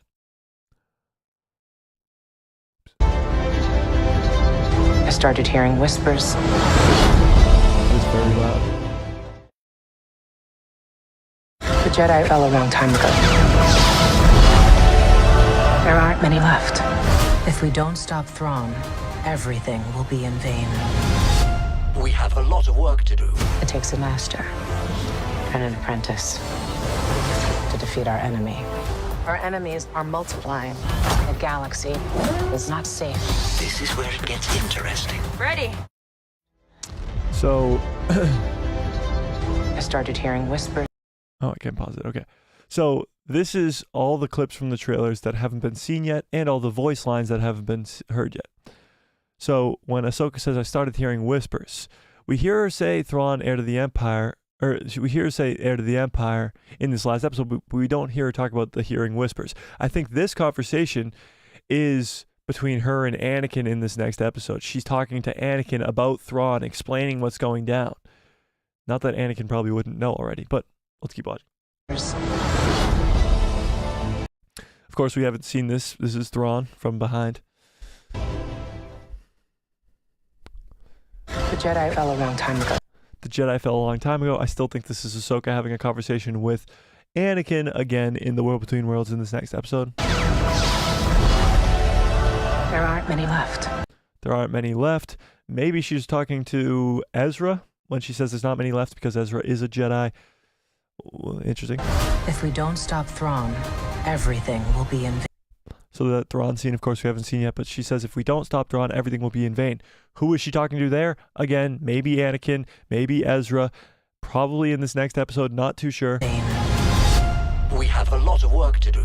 It takes a master and an apprentice to defeat our enemy. Our enemies are multiplying. The galaxy is not safe. This is where it gets interesting. And again, all that Ahsoka talking might be from her conversations with Anakin in this next episode. Could be, but that's very interesting. There's still actually a lot there. Raheem says, I do, or all members video chat. It would be like a call-in, so it would be through the Discord. We'd start up the members-only Discord, and we would figure that out. Yeah, that's how we do call-ins. Yeah. J1DRC says, I would be down for that. Well, you have to become a member, Jay. Just kidding. Much love. Somehow he returns again. Yeah, I know. God, no. Please, God, no. Please, God, no. Cappy says, Palpatine spent all the time and effort creating life instead of just doing it the regular way. True. True. Well, that's the thing, is Palpatine is on Exegol right now trying to come back. Is that going to tie into the Ahsoka show at all? Is that going to tie into Thrawn's reemergence at all? How much is Dave Filoni going to tie to the sequel trilogy? That'll be interesting. Dominic says, if you watch the episode, he's talking about the World Between Worlds episode in Rebels, Ahsoka does go back through the portal that she was pulled out of. How do you know it's the same one? Also, it is at the end of Rebels Season 2 finale, and it does tease Ahsoka being alive. What? Oh, because the scene shows Morai flying towards the ruin on Malachor, where, and we see smoke figure resembling Ahsoka. The real question is, what was she doing in the 2 years, but she was alive? Interesting. Huh. I gotta go back and watch that. That would be cool. That's fascinating. Fascinating. There was something else. Rebels is trending. Anakin's trending. World Between Worlds is trending on Twitter right now, by the way. Oh, yeah. That's what I wanted to do.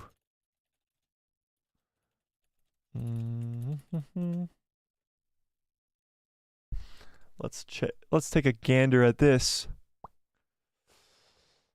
Ahsoka, Episode 4 on Rotten Tomatoes is at 100.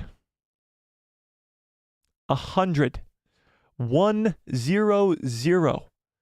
100. This is absolutely insane. Of course, the episode was amazing. We know this. We saw it. We watched it. We know this. But the critics even know it. Not only do the critics know it, every single fan, the haters know it. For like literally every 1,000 good comments, we've gotten one bad one. I've had a few people DM me that like, that episode was trash. And I'm like, dude, go rethink your life because you're stupid and you're dumb. How did you watch this episode and not think it was the most freaking amazing thing to ever grace your eyes? But 100 on Rotten Tomatoes is absolutely insanity. Now, if we pull up Ahsoka, the entire season, well, let's read some of these. Let's read some good review. For a change, should we read some good reviews? Let's do it. All right, let me pull this over here so we can read some of them. They're on the screen. Boom, there we go. So, this guy from Forbes, Eric Khan, says, thankfully, Fallen Jedi... Whoops. Did I just make that worse? That's good. Okay. Thankfully, Fallen Jedi turns the tables. This episode was more hits than misses, and hopefully this signifies a trend towards a better second half of the season rather than just a flash in the pan. Interesting. This is peak Filoni, and I must finally concede that for this installment, at least, the audience may want to brush up on some Clone Wars and Rebels to get the most out of this. That's true. If you haven't seen Rebels and Clone Wars and you're going into that episode that we just watched, a lot of that's not going to make sense. Especially Sabine and why she wants to go see Ezra that badly. Like, that won't really make that much sense. Let's read maybe one more. Here, a top critic. Things are happening on Ahsoka now. Or at least they're just started happening, and then the episode ended. But that's at least makes for a more engaging viewing experience than some of the previous episodes of this show. So a lot of these scores, even though they are like a B or a 3.8 out of 10, these are the haters from the first 3 episodes. They didn't like the first 3 episodes, and they're saying that this is a turn in the tides. But if we still look up the Ahsoka show in general, I'm intrigued to see where the show as a whole still is. Okay, it's moved up to 88, but the audience score is still a 73. This is fascinating to me. I don't understand. I don't get it. I don't know. People are stupid. What are you going to do? 100%. I know. 100% is crazy. Absolutely insane. Wild. Freak Zeke says, I think that Anakin might be flesh and blood, but pulled in by perhaps Ahsoka, though not yet timeline-wise. Hence, didn't expect to see you so soon. I think that didn't expect to see you so soon is because he's dead and didn't expect her to die so soon. But she's not actually dead. She just had to be saved by him. I know. It's all crazy. It's all crazy. Cappy says, hopefully not too much. If they connect it too much to... Oh, hopefully not, the Ahsoka show's not connected to the sequels too much. Because if they connect it too much with Palpatine, it would become cheesy and ruin all the good work that they did if not pulled off right. I agree with that. I think they should stay as far away from the sequels as possible, but also kind of tie into them by making them better. Honestly now, when you add in Anakin Skywalker, we just saw Anakin Skywalker, ladies and gentlemen. This is what we saw. Everything is on the table at this point. Captain Rex, Luke Skywalker, Leia Organa, everything. Zeb, all these rumors and speculation of people showing up. This right here, Anakin Skywalker in the flesh, puts all that back on the table. People are like, oh, it's too expensive to deep fake Luke Skywalker. It's too whatever. It's too challenging to deep fake, whatever it is. This looks amazing. We're about to get an entire episode with Anakin and Ahsoka, with Anakin being deepfaked this amazingly. Anything is possible at this point. Anybody could show up. People think, oh, they're not going to do Luke, Leia, and Han in Dave's movie because it will cost too much or it won't be. Dave doesn't give a fuck, dude. He just wants a great story, and he wants to do it with the characters that he wants to do it with. And Anakin Skywalker, if he wants Anakin Skywalker, he's going to get Anakin Skywalker. If he wants Luke, Leia, and Han on the same screen for the first time since the freaking 80s, he's going to do it. He don't care. And it doesn't matter how much money it costs. It doesn't matter how hard it is to do. He's going to do it, and he's going to do it perfectly. Every scene in Ahsoka, people have complained about The Mandalorian, CGI looking a little weird. Not just The Mandalorian, but even on the Marvel side, the CGI looking weird in the Disney Plus shows. Everything looks perfect. Absolutely perfect in the Ahsoka show because Dave is in charge and he wants everything to be perfect. With Dave in charge, everything goes. So your wildest, most bold predictions could come true because Dave is the GOAT. We literally just got Anakin Skywalker back in the world between worlds. After Ahsoka just died and Sabine just went with the bad guys to the new beyond. Do we understand where we're at right now? This is insanity. It's craziness. It's craziness. In Dave we trust, 1000%. Yep. J1DRZ says, those people are on death sticks. Probably. Dennis says, it's supposed to be about a big threat with Thrawn, and his army is really meant for that threat. So yeah, I think Thrawn made this undead army of stormtroopers for maybe the Grisk or the Vong. But he's going to just use the undead army to also take over the galaxy. Raheem's World says, if you're saying Ahsoka is trash, then you need a hug. Yeah, true. Ahsoka is what Star Wars is made of. Yep, completely agree, Raheem. And yeah, I think those people really need a hug. If you watched episode 4 and didn't enjoy it, there's something going wrong there. There's something gone wrong. Freakseek says, Dave knows what to do with Star Wars. He did Rebels. Heard what they don't have is the guy who did the deepfake on Luke anymore. Yeah, so the guy that they hired to do the deepfake for Luke Skywalker, Shamook, he was a YouTuber. So follow your dreams, kids. They hired him to do Luke Skywalker in the Book of Boba Fett. But since he's left, I don't know if they fired him or he left. He left to join a different company that does deepfake now. And maybe they're just using that company. I'm not too sure. But whoever they got doing deepfake now, I mean, is perfect. It's amazing. It doesn't really matter. It's still fantastic. So we'll see. We'll see. But I don't think they're missing Shamook all that much. No offense to him. But yeah. I absolutely think that Luke Skywalker, Anakin Skywalker, anything's possible. Anything is possible. Jessica says, help me, Dave Filoni. Oh, help me, Dave Filoni. You're my only hope. I know. At this point, he's the GOAT. Brandon Tran, what's up, Brandon? Says, Ahsoka episode 4 was awesome. It really was. And I love your profile picture, by the way. Grand Admiral Thrawn and Rebels. Is that Grand Admiral Thrawn? Yes, it is. And I just looked closer, and Jessica's got Ahsoka Tano. Is that a cosplay of Ahsoka Tano? I'm too far away to see some of you guys' profile pictures, and those look amazing. Dennis says, Ahsoka is like Police in the New Beyond with the Night Sisters. Really? Should we read the leaks? All right, let's put it up to you guys. Do you guys want to read the leaks? There's some Reddit leaks going around, rumors and leaks and stuff like that about these next couple episodes. We don't know if they're true or not, of course. It's a possible spoiler. Do we want to read the leaks? Do we want to read the leaks? Let me scroll all the way back to the top to Dennis's first comment here. And I can't read it. It's off my screen. Hang on. 1 second. Dennis said...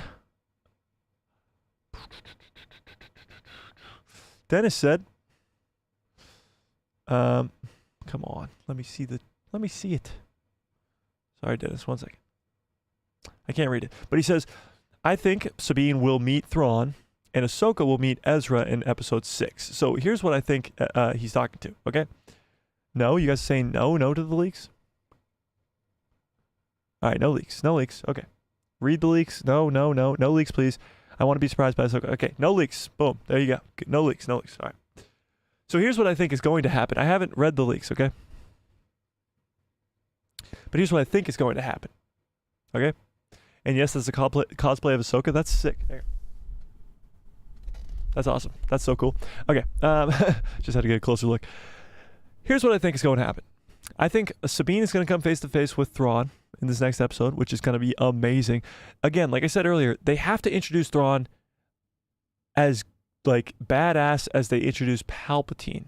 I guess Palpatine's introduction isn't really all that good in Empire, but I guess it's all right. But it doesn't matter. So he has to be introduced already.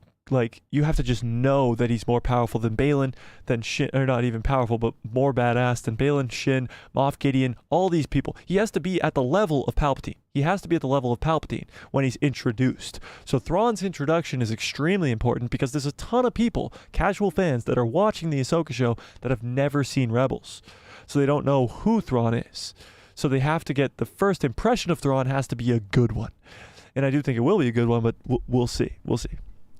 Let's pull that up. Why not? If they all kneel to Thrawn, Cappy, that would be good. If they all kneel to Thrawn, that would be amazing. Morgan, Baylan, Shin, they all kneel to Thrawn. Whew, that would be so good. And Sabine's just sitting there shitting her pants next to them, like, oh my God, it's Grand Admiral Thrawn! Ah! That would be amazing. That would be amazing. But are you guys upset about the Marrok being smoke? 64% of you said no. Again, that doesn't add up to 100, but that's okay. Thrawn will be the greatest. I agree Thrawn will be the greatest, but they have to introduce him as the greatest immediately. He has to come in, like his entrance in Rebels. His entrance in Rebels is so badass. They capture Hera Syndulla. She's pretending to just be like a local, and he immediately knows who she is. He immediately knows everything about her. It's so badass. His entrance in Rebels is amazing, and that has to be what we get in live action too. Brandon says, what if Anakin we see in the World Between Worlds is a manifestation of the Son from the Mortis arc pretending to be him? Yeah, we talked about this a little bit earlier, Brendan, before you got in here, but I don't think that's the case. I think it could be the case. It's possible, but I don't think it is for a few reasons. One, he says, hello, Snips. I don't think the Son knows that Anakin calls her Snips.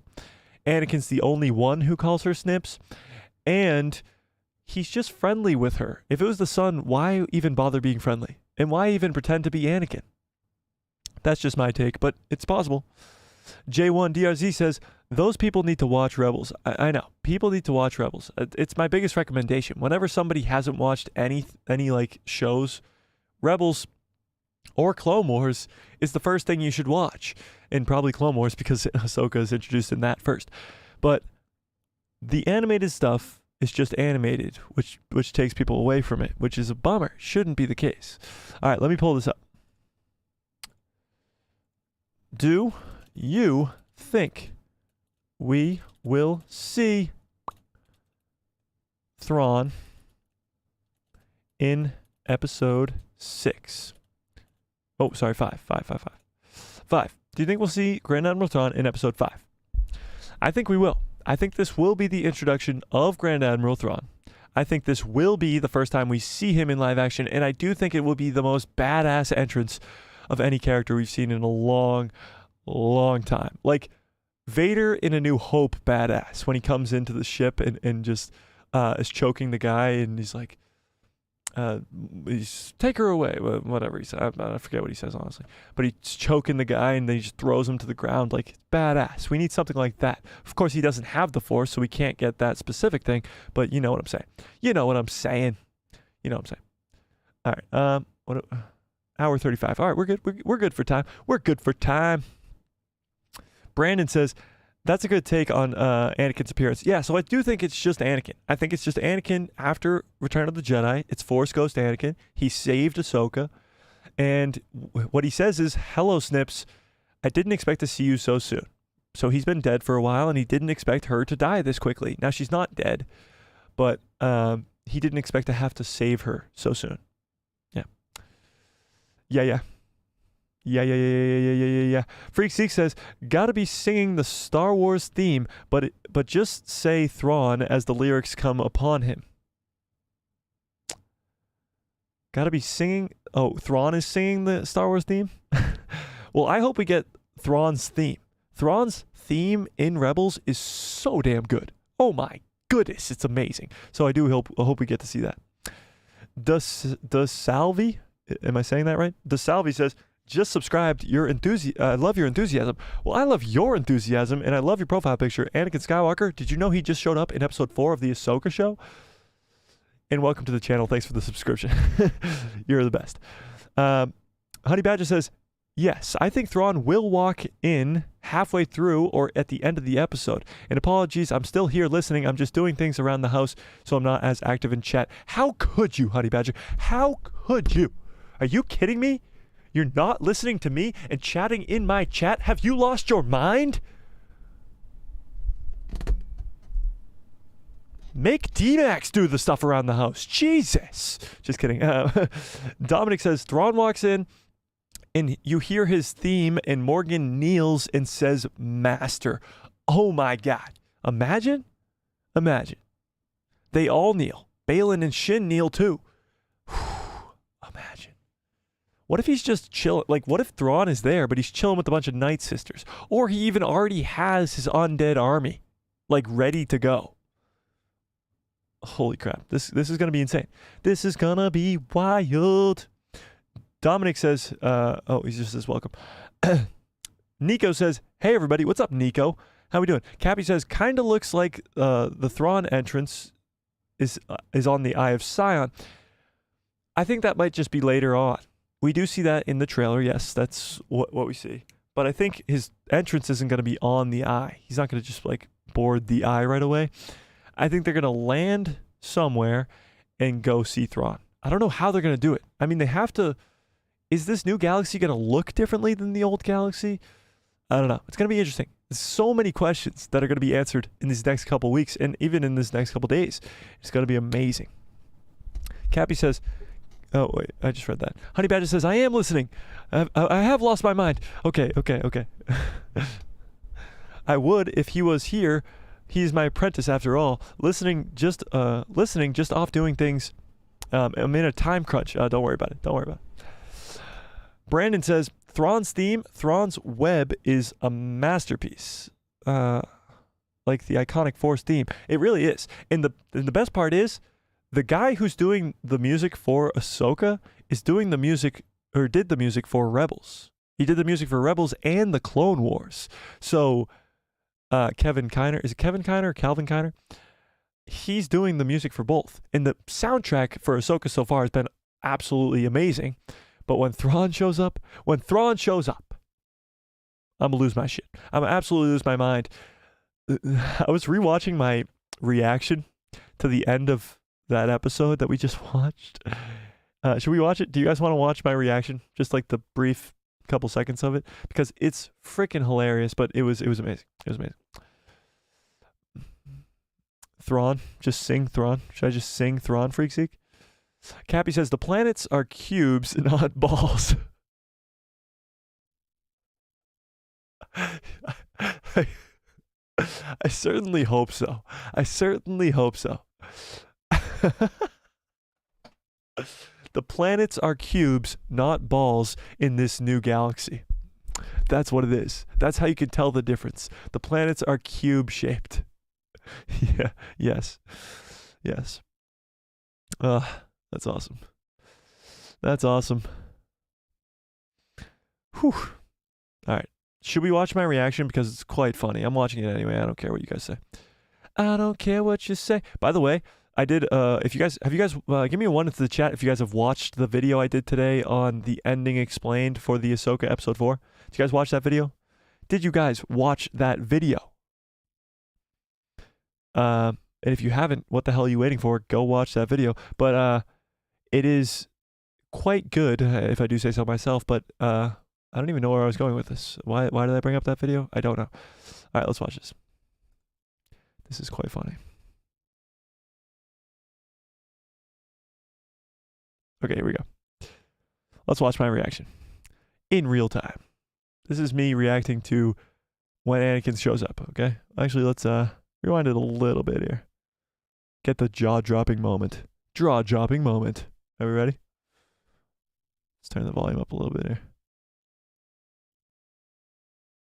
I love when people come into the stream and they're like, oh my god, it's him twice? It's the Matrix.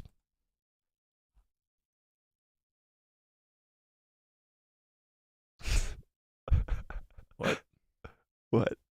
Is she in the world between worlds? Yes, she is, Mike. Yes, she is. And your mind is about to be blown. It's about to be blown. You ready? Are you ready? You're Anakin Skywalker, Mike. Mike. Hey, Mike. Anakin, he's coming. Mike. You ready? There it is. No. Oh my god. Yo.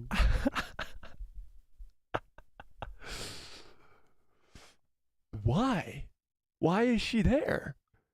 That's when I realized it was the world between worlds. I haven't yet realized she's about to hello Snips. That's when he says hello Snips.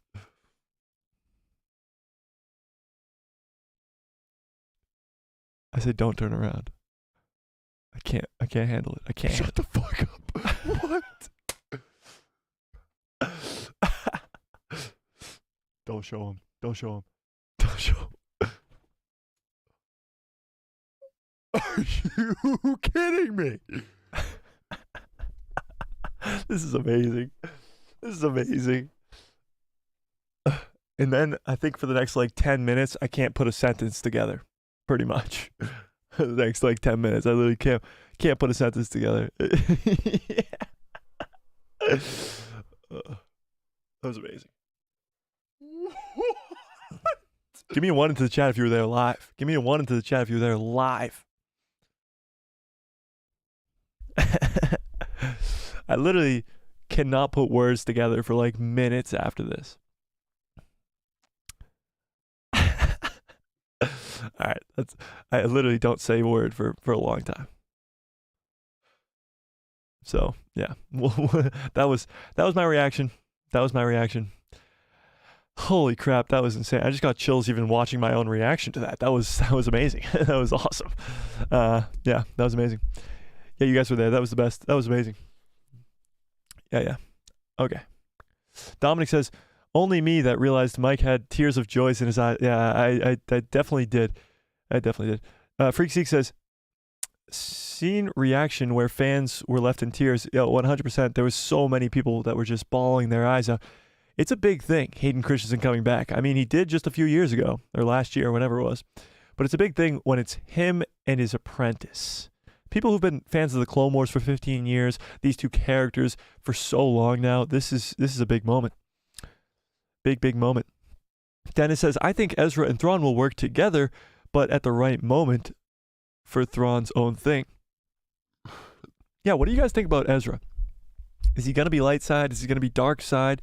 We might be seeing Ezra next week. Where is Ezra going to be at? He's been there for 10 years with no hopes of coming back.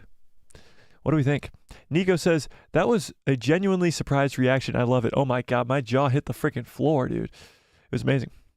It was amazing. It was amazing. It was awesome. It was so good. Actually, what I remember was I get really up close and personal with the camera after that, because there was a guy who came into the stream. Oh yeah, let's watch this. There's a guy who came into the stream like 2 minutes into the show. 2 minutes into the show. And I was just sitting here watching the show, as I do, looking over at the chat every once in a while, and some guy named Planet Seppo or something like that came into the chat and said, are your glasses as fake as your reactions to the Ahsoka show? Right? So my response at the time was, no, I'm quite blind without my glasses on. And I have crapped all over Disney Star Wars many of times. My reaction to Ahsoka is real. Then, after watching 40 more minutes of the greatest Star Wars content I've probably ever seen, my tude on Planet Seppo might have changed a little bit here. So let's watch my reaction to, going back to the comments that Planet Seppo had said before. What? People are coming in right now like, what just happened? I don't know what to do. I don't know what to do right now. That was a 11 out of 10. That was not a 10 out of 10. It breaks the scale of how amazing that episode was. The 3 lightsaber duels that we knew were coming in this episode were done in the first fucking 10 minutes. Are you kidding me? Are you kidding? Stop swearing. Ladies and gentlemen, the rest of the stream will be held from right here. Are you kidding me? Are you kidding me? What did we just watch, ladies and gentlemen? Planet That was Seppo. not only... Hang on. Let me put words into a sentence, okay? Let me put words into a sentence. Planet Espo, or Seppo, whatever it was. Planet Seppo came into the stream about 5 minutes into the episode and said, are your glasses fake? Or no, are your glasses as fake as your reactions to this show? Hey, Planet Seppo, you suck. You suck so bad. This was the greatest thing I have ever seen in my entire life. My eyes have never witnessed greatness better than this. Are you fucking kidding me? So yeah, shout out to Planet Seppo if you're watching, and I know you are. You suck. And I hope you watched the rest of that episode and said, man, I probably shouldn't have made fun of that guy on stream who was just enjoying Star Wars, and rethought your life, Planet Seppo. So shout out to you. I hope you're having a good day today, and you suck. So funny. Okay. Freaky says, bearded Ezra is going to make Sabine swoon. Yeah, I think we'll get bearded Ezra. I don't know if he'll have a beard. Well, I mean, I guess he'll have to have a beard, right? Like, where's he going to find a razor all the way out in the new beyond? I don't think they have those amenities out there. Nico says, I never really grew attached to Ezra's character, but I think it is possible that he could could be neither dark nor light side per se. Could be in between, for sure. I definitely grew attached to Ezra's character. Ezra's one of my top 5 characters in Star Wars. He is amazing. Well, that's just because I'm a huge Rebels fan. So, he's definitely my favorite Rebels character. So, yeah, he's up there. He's up there. It's like Anakin, Ahsoka, Darth Maul, Ezra, Kenobi, maybe. The list changes frequently, but Ezra's always close to the top. So I can't wait to see him in live action for sure. Dennis says, show the live action poster of Ezra. Yeah, we can look at that. So there was this there's a action figure, or what's it called? Black Series figure for Ezra, and this was our first look at Ezra Bridger with this Black Series Ezra Bridger thing. Let me find it really quickly here. Where the hell is it? What the hell? Oh, there it is. Okay, so this is our first real look. This was about last week. We went over this. So this is first live action look at Ezra. There he is. No beard, which is interesting. No beard. Got the same scratch on his face, of course. His hair is longer. He looks great. But this is just on the back of the box for his this. Now this might be a flashback. I mean, he's got his lightsaber on him, and we know Sabine has that. He's still wearing his orange, very bright orange clothes. Maybe he's changed from the New Beyond. But this is the first look we get at Ezra Bridger right here. Live action Ezra Bridger. It's kind of cool. He looks great. Definitely looks like Ezra. And I can't wait. Can't freaking wait. Amazing. Amazing. Yeah. Brandon says, since Ezra has been in hiding with Thrawn for over 10 years since A New Hope, he could be as powerful as Cal Kestis in Jedi Survivor. Yes, he's going to be way more powerful than we last remember seeing him. He's going to not have his lightsaber with him, so he's going to be way more powerful in the Force. The rumors say that he's going to have some sort of like Force karate type thing where he's literally doing like insane stuff with the Force because he doesn't have a lightsaber. He doesn't have one. Now maybe he crafted himself another one, but that seems like unlikely. I don't know. We'll see. You might actually see Ezra be like Darth Maul was on Malachor 5. Darth Maul was there. He was lost. He was losing his mind. That might be where Ezra's at. Maybe not as dark side as Maul was, but like Darth Maul was on Malachor 5. That might be where Ezra's at, in his head at least. That could be what we're at. 23 people. Holy crap. Could we break the record tonight? The record's 28, by the way. Smash a like on the video if you are just coming in. Cappy says, if he thought our reaction was fake, I passed out on the kitchen table after watching. Did you actually, or are you just saying that? Brandon says, Ezra might become the most powerful Jedi Knight when we meet him in Ahsoka. Yeah, I agree. I think Ezra could be that powerful. And a lot of OG Star Wars fans don't want to hear that. He's a Disney character, technically. And, I mean, what are you going to do? Okay? What are you going to do? Ezra's awesome, so let him be the most powerful. Dominic says, I laugh now, but I was the same way after that episode. I couldn't breathe. I know, literally. Watching that back is hilarious. But at the time, I did not know what to do with my brain. Like, my brain was just all over the place. We learned that Jason Zandula is Force sensitive. We saw the coolest jump into hyperspace ever. We got to see so much more information about Baylan and how there's something far greater going on. Sabine is a traitor. Ahsoka dies. World Between Worlds. Anakin Skywalker. Marrok with smoke. Like, what was I supposed to do in that instance? Like, I could not wrap my head around any of that. It was just way too much. Freak Seek says, you can dig what? I'm not reading that just because I don't know what it means. Finn says, yo, what's up, Finn? Says, hey, man, sorry I'm late. Don't worry about it. You made it. That episode, though, I was legit screaming and cheering like mad at the end. I know, yeah. So, I mean, Finn, yes. We just watched my reaction. It was crazy. I'm still at a loss for words. Don't know how to comprehend all that. It was quite wild. I'm putting it into a million videos. I've already posted one yesterday, breakdown for the show. It did great. Ending Explained video came out today. If you guys haven't watched that, go watch that and please leave a comment. It does amazing things for the algorithm, just as well as just hitting the like button. The like button, you guys don't even know. It does wonders, does absolute wonders for the algorithm. So don't forget to leave a comment and like on that video from earlier today. But there is another video tomorrow about whether or not Ahsoka is actually dead. I'm working on that right now. I'm going to be working on it after the stream. So we're going to have video yesterday, today, tomorrow, stream Saturday, video Sunday, video Monday. Like, there's a ton of videos to be made, so we'll see. Mike Knight, what's up, Mike? Still here. Love it. Says, what was the runtime for episode 5? We don't know specifically. It will come out probably around the time of the weekend, but I'm guessing about 50. Actually, sorry. We do know for a fact that it's over 50 minutes. We just don't know how much over. It's Dave Filoni's episode. It's Dave Filoni's last episode of the season.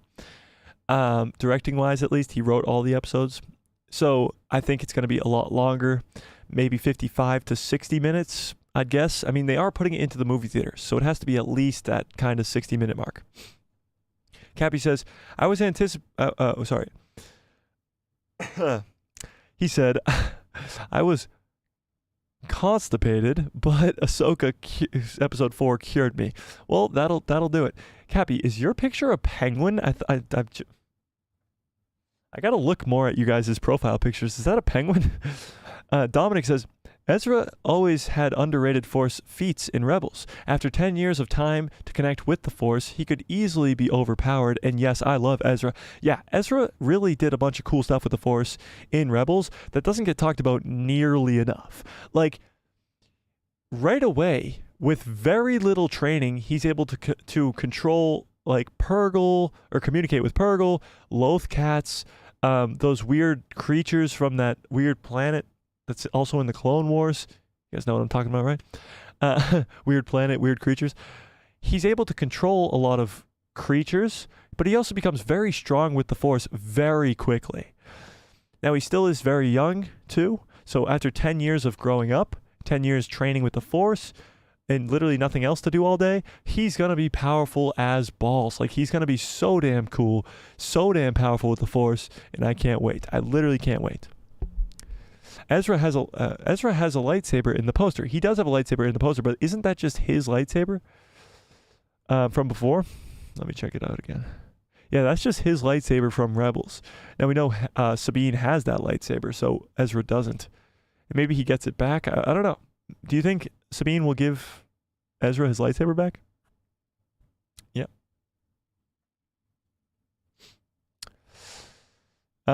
Cappy says, yeah, it is a penguin from Saudi Arabia. That's so cool. Dominic says, furthermore, the hottest take is Kanan was the best example of what the Jedi Order should have been. Yeah, I mean, he found what he was supposed to do, his purpose, and sacrificed himself to save his friends. At the end there, he's so powerful that his vision comes back. Kanan was not that powerful. He wasn't. He was not a powerful Jedi. Not really at all. He was a Jedi Master. He's not nearly as powerful as Ahsoka. You see this. You see this in Rebels. When they're on Malachor 5, he gets beat up by Maul. He gets beat up by Inquisitors. He gets beat up by Vader in like 2 seconds. He's not that powerful.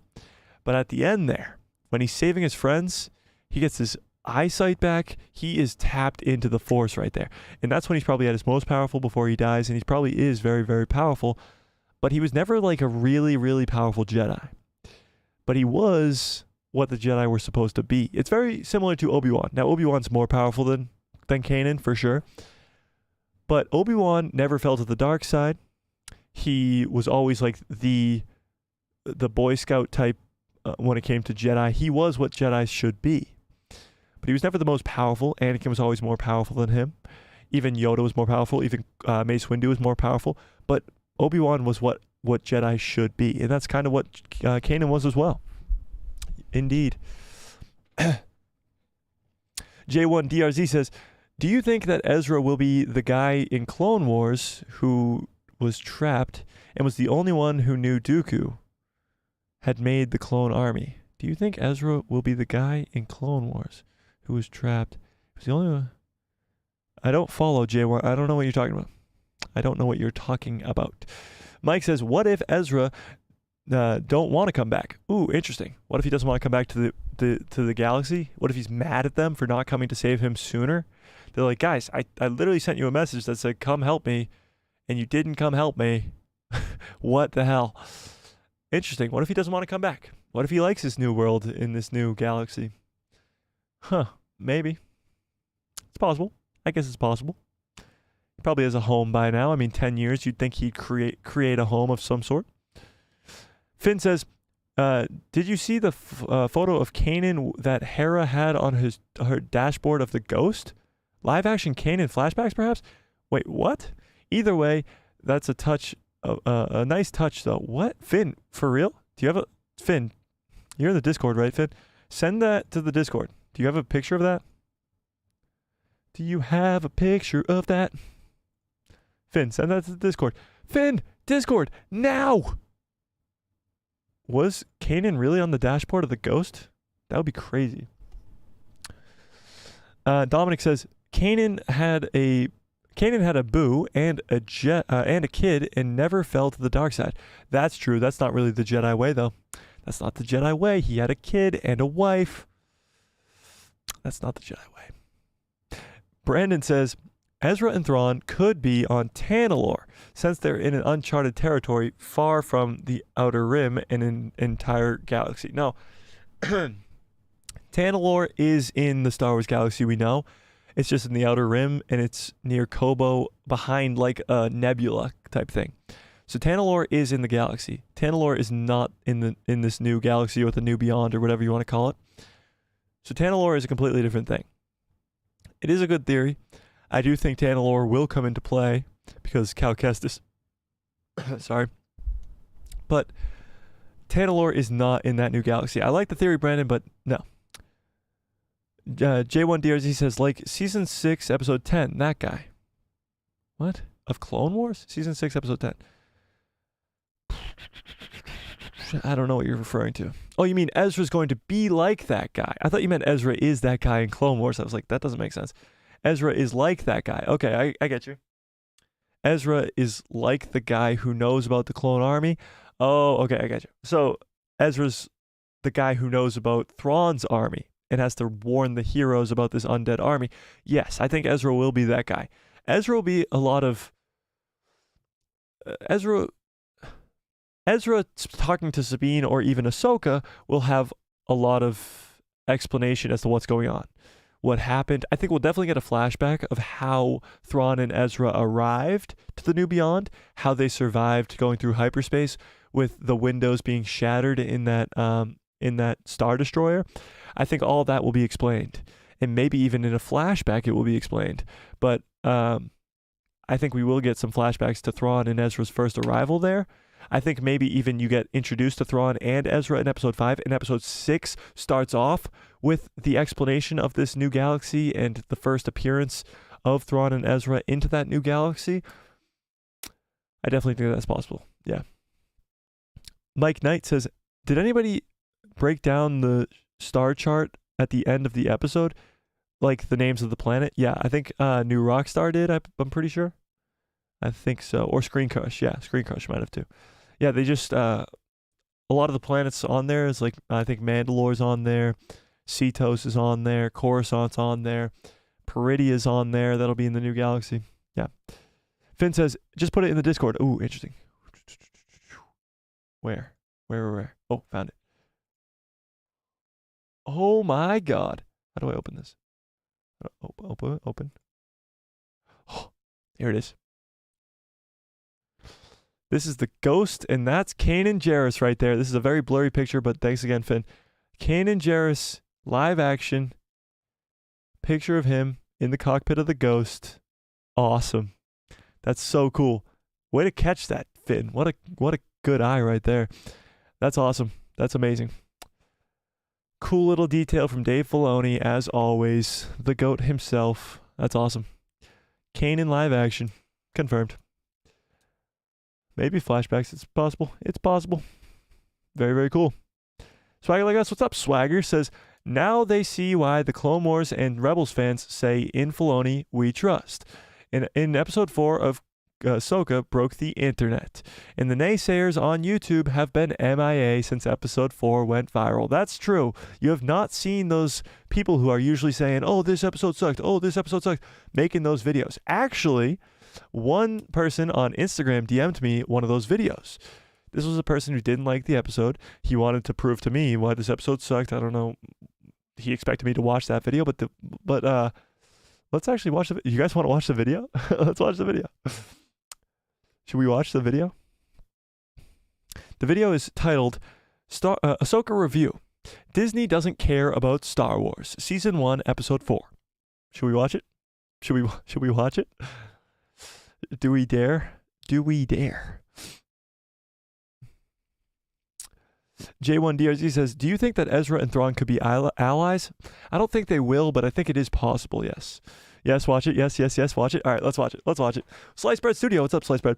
All right, let's watch it. And then I'll get to those chats that you guys should put in. Okay, let's watch it. Ugh, I don't want to watch it. Let's watch it. Welcome to Ahsoka. Oh, this guy looks like... What the fuck? He has 200,000 subscribers? All right, I'm pissed. I'm pissed off. All right, let's watch this. This guy's got 200. What is his name? Disparo? Your name's stupid, okay? Already, off the bat. Stupid name. It's a 43-minute video. We're not watching the entire thing. We are not watching the entire thing, but we'll watch some of it. So this has 32,000 views. I hate this guy already. Not jealous. I'm not jealous. I'm not jealous. I'm not jealous. Okay. Episode 4, the one where they forget the law. The fuck did he just say? Was that English? Hang on, let's rewind it. Welcome to Ahsoka, episode 4, the one where they forget the law. Seriously.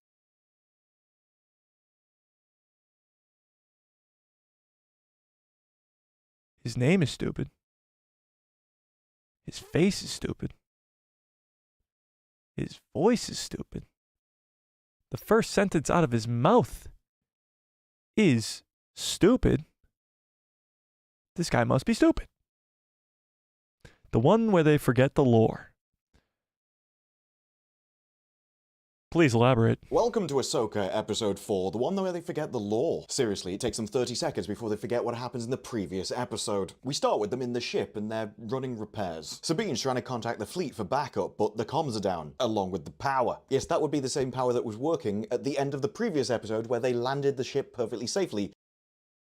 Hey, dumbass. She got the ship up and running for 2 seconds to save their asses, and then they landed on the ground. The power works. That's not what they were trying to fix. The transmitter is what they were trying to fix. The power breaks when Hu Yang unplugs it to warn Sabine and Ahsoka about the intruders. You've already made yourself look stupid. And had to turn it off physically. I will try to cannibalize some wiring from the secondary motivator. And they're gonna do that by getting the droid to fiddle underneath a chair. Always run communications and power through the chair of the co-pilot. That's just common sense. In fact, if anything, it would explain why the droid was the only person to get fried during the attack. He had the entire ship's power routed through his arse. Comms are still down and the primary power converter is offline. How? It wasn't at the end of the last episode and you've done nothing but sit there and sleep. Has Ahsoka been taking a lightsaber to it or something? We can't send a distress signal and our ship isn't going anywhere. How can it not be going anywhere? It landed perfectly fine. I know if you leave. Did you not see their ship get absolutely destroyed in that fight last episode? Like, this guy, like, did he watch episode 3? I'm confused. Leave your car parked and don't drive it anywhere for a while, the battery goes flat and it won't move. I would have expected spaceships to be a bit more high-tech though, to be honest. I'm just going to take the power. Not for nothing. This guy's got 200,000 subscribers. How about maybe a better camera, or a better microphone, or a better background, or better editing? Power converter out for a run doesn't really have the same ring to it though. Yang said their ground base isn't far. Yep, that's a plan. We've crashed in a forest, our ship's kaput. We have no power and can't go anywhere. Let's just frontally assault their entire base. How about they need to go get the map that they lost? The reason they came to this planet. Stupid. There is a fine line between bravery and stupidity, but we are And you are the stupidity. way past that now. Yang said their ground base isn't far. Start there. Let's just the two of us How about Ahsoka's one of the greatest Jedis of all time? You don't think she can handle this? take on 4 Force users and a load of troops. I'm sure it'll be fine. Ahsoka always coming in with the best plans. Luckily, How the hell is she supposed to know there's 4 Force users on this planet? This guy, he's literally... It's been 1 minute and 26 seconds, and he's undermined himself 16 times. it's like she's read the script and she knew half of them would just leave the planet before she arrived. I fear we face a difficult choice. If we can't make the journey to find Ezra, then no one should. No one should ever go on a journey to find Ezra Miller. AKA the Bengal Goose. He just brought up Ezra Miller. Ezra Miller.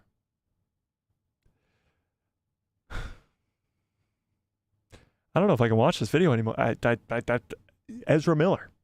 The guy who's throwing chairs at old women. Like, Ghouls. Just stay away from him, it's safer. No matter where he is, you're probably just best off if he stays over there. And yet apparently, between those two, that's a very different meaning. It won't come to that. Won't come to what? They're talking like they can destroy a hyperspace lane. You worked out they would have destroyed the map so they can't get there, you dumbass. Holy shit, are you watching the same show as us? these lanes by following the whales. Nobody liked this video. Absolutely nobody subscribe. Let's actually dislike this video and unsubscribe if you're subscribed to this man. It doesn't really matter if you blow up some stones on a planet. Push comes to shove, follow the whales, you'll be fine. And yet apparently... Yeah, blow up the stones? You're trying to destroy the map that they're using to get there. No, to travel between galaxies, you need this stone circle to work. That's what works out the maths equation, even though it already knows the maths equation because they already worked out the pathway, which is why it's there in the first place. It's still got to work it out to send it to you, and that takes a long time. If that didn't make any sense to you, I agree. He'd be stranded out there. How about the map is how they get the coordinates? This is an ancient recorded map that's been there for thousands of years because nobody can get from this galaxy to the next one. Holy crap, is this guy stupid or is it just me? Every word that comes out of his mouth is just wrong. So you're saying there's an upside? Maybe this time for good. Better that. Based economy. Never thought I'd agree with Ahsoka, but if we're trapping Ezra Miller in a different galaxy, I'm Why does he keep bringing up Ezra Miller? all for it. And allowing Thrawn's return as heir to the Empire. Oh, yeah, there is that as well. I thought you were just on about the Ezra bit. Let's find that ground base. Didn't even complain. You can't like Ezra that much. If we can't fight this... Does she not just go with the bad guys to save Ezra? We're going to strand Ezra in a different galaxy. Better find that base then. At least try and argue for him if you're going to pretend that you care. She literally does. That's why she goes with the bad guys to this new galaxy. And I count on you. Well, she's failed at literally everything she's tried so far in this series, so what do you think, love? But the droid comes out to repair the ship, and Ahsoka leaves him with a warning. Be careful out here. Have you sensed something in the Force, and you know it's coming, but you haven't told him yet? We're just on an enemy-occupied planet, walking... How about he should be careful out there because they're on an enemy planet where there's bad guys. And they don't know if it's safe around the ship. around like it's Hollyoaks, not a care in the world. So the droid starts repairs on the power that was working last episode but isn't working this episode because somebody sat on it or something, and we zoom out. Oh no, it's a droid's arm, we're all dead! And it's a tele- Is this guy stupid? Did he just make fun of the fact that there was a droid's arm there? Like Hu Yang wasn't about to go get attacked? Like that wasn't foreshadowing this cool battle that's about to happen? Talk about really, really reaching to complain about something. He saw a droid's arm, and his complaint about the episode was, oh my god, there's a droid's arm there! That's literally what he just said.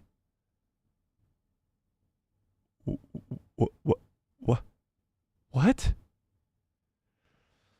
I can't watch anymore. I literally can't watch anymore. That was 3 minutes and 9 seconds. If anybody watched all 43 minutes of that, I praise you. I dislike, and I definitely have not subscribed to that bitch. Holy shit, that was bad. Actually, dislike is giving him any type of engagement, so we are going to not dislike that either. We're just going to leave it be. Holy crap, that was bad. Everything he said was just wrong. Am I wrong? I mean, am I just seeing the good side, or was that just absolutely stupid? Was everything that just came out of his mouth absolutely dumb? Brandon says, if Ezra is stranded in the unknown regions, then he could go mad like the Republic pilot that was with Master Sifo Dyas in the Pike's planet. Yes, so that could be the case too. He could have gone mad, and that's maybe why he goes to the dark side. I don't think Ezra's going to go mad. Mike Knight says, oh, cool, I missed that. I don't know what you're referring to, but yes, it is cool. It's very cool indeed. Holy crap. Let me catch up on these chats real quick. Where was I? Cappy says, can confirm the Force is a spectrum. I can Force heal now. My scab has healed. Oh, wait, really? That's very cool. Wow, nice catch. That's pretty dope. Yeah, the Kanan thing. That's cool. Just wish we knew who the actor was in the picture. I'm guessing it wasn't an actor. I'm guessing he just it's probably like the mural from the first episode. That it's not an actor or anything. Freak C says, any possible locations of World Between Worlds intersections / Force hotspots? World Between Worlds intersections. You mean like places we're going to go in the World Between Worlds? Possibly Mustafar, I think. Possibly she's going to go back to try and stop Thrawn before he even leaves. And maybe some others. I'm not too sure. But yeah, definitely those two are on the top of the list.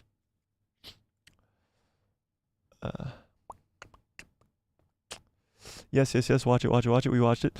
Dominic says the haters are just hating for publicity. Very true. And they need to stop trying to fight Mike. I mean, I don't care. I just wanted to watch that for fun, and it was kind of fun, but they literally just was so bad that I don't know. Like, at least if you have 200,000 subscribers, like, I'm sitting here with 2,000 subscribers. I've got a cool ass setup, if I do say so myself, behind me.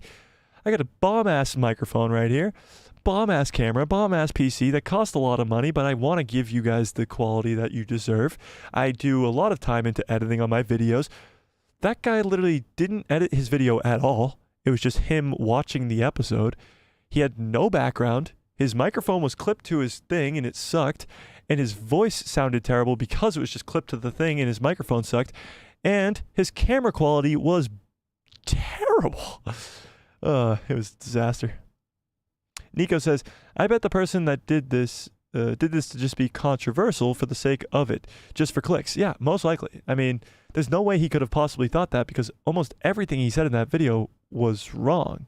And I'm sure the comment section on that video probably says the same thing, and he just doesn't care because he's racking in the cash. With 200,000 subscribers and all those views because he's getting clickbait stuff, I mean, good for him, I guess. Just stupid. Finn says, dude definitely lives in his mom's basement. Yes. Swagger Like Us says, haters pulled a Marrok. Haters pulled a Marrok. I don't know what that's referring to, but yes. Cappy says, oh, I watch him sometimes. He's funny. I can't lie. I mean, if being really bad at something is funny, then yeah, I guess. The two jokes he made were both Ezra Miller jokes, which is just the worst topic to even touch with the 10-foot pole. Ezra Miller, the guy who should have been in jail like years ago, who just starred in The Flash. That's the joke you're going to make? That's bad. That's real bad. That's real bad. That's real bad. Raheem's World says, gosh, look at his hair. Yuck. I love how we're just making fun of his looks at this point. Don Raymond, what's up, Don, says, that dude is one of the harshest critics. Way beyond my criticism? I think you meant criticism. I'm not too sure. Yeah, that guy, I've never seen him before, never heard of his channel, but his name was dumb, his quality was terrible, his editing was god-awful, and his whole vibe was just bad. Nico says, the lore, I know. He's talking about the lack of lore in an episode that has probably some of the most insane amounts of lore. How about the Rakata? How about this new galaxy, Night Sisters, ancient Jedi, and a Jedi who survived Order 66, a far greater threat, possibly referring to the Yuzon Vong or the Grisk. The World Between Worlds, Anakin Skywalker, what lore did you miss out on? Logan says, I hate him. Ugh, I know, what? Slice Bread Studio says, British. Yeah, he was British. Don says, Ahsoka show is so far a 7 out of 10, a 7.5 to 8 out of 10. Like, total, all 4 episodes. I'd put it a little bit higher than that. I'd probably be around a 9 out of 10 as a season as a whole so far. But I get that score. I get that score for sure. Finn says, as a British person, I promise we are not all stupid like this dude. We do not claim his weird sounding clown. This weird clowning sound. Yeah, could not agree with you more. Don says, could get better though. Oh, it's 100% got to get even better from here. I do believe, Don. I do believe. Don, what is your profile picture? Looks like I don't even know.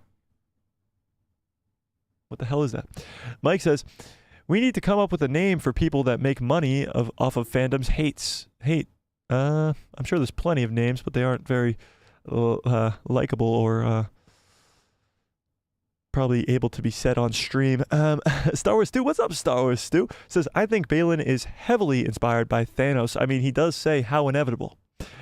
I don't think he's probably inspired by Thanos, but he definitely is inspired by a lot of, like, even earlier somebody said he's probably inspired by Emperor Vitiate. And yeah, probably likely. Dominic says 99% of all haters do it for the likes. I mean, pretty much. If I didn't like an episode, I'm going to tell you guys, but I'm not going to, like, try to make my thumbnail and my title clickbait material for haters. Like, that's just dumb. If I didn't like an episode, I'm going to tell you guys why. I'm not going to go clowning on myself to make me look stupid. Friggin' says, or a dentist. Coming after his hygiene now. Swagger Like Us says, that guy is a shill. He's never seen Rebels or the Clone Wars and yet making review on Star Wars lore. Probably. Hating is his brand. It gets him views. I guess so, Don, but I mean, is that how you want to live your life? Just hating on good content? I don't get it. Logan says, 3 Force users. True. Dominic says, he's the reason why I sway to the dark side. There you go. Who's the 4th? I know, right? Like, he's wrong in his own video multiple times in the first 2 minutes. You probably should, like, fact check yourself a little bit there. When I'm wrong in a video and somebody tells me in the comments, I'm like, oh, thanks for correcting me. Like, what do you think's going to happen next week? Like, I'm not sitting there being wrong in my video on purpose multiple times in the first 2 minutes to get clicks. Stupid. Raheem's World says, where the hell did his eyebrows go? Friggin says, it's 4 if you count Morgan, but she's not a Force user, but that still has no excuse for his teeth. Logan says, his mom is the 4th Force user. Morgan uses Night Sister magic. There you go. Friggin says, the Rancor has better dental plan than this guy. You guys are laying into this, dude. Star Wars 2 says, the guy has has a chip on his shoulder, average internet troll. I can't believe that he has 2,000 subscribers. 2,000 people? 200,000. 200,000 people watch that on a regular basis? Like, your life, like, what? Do you want to be that negative all the time? I don't understand. I don't get it. I don't get it. I just don't get it. I don't get it. I don't get it.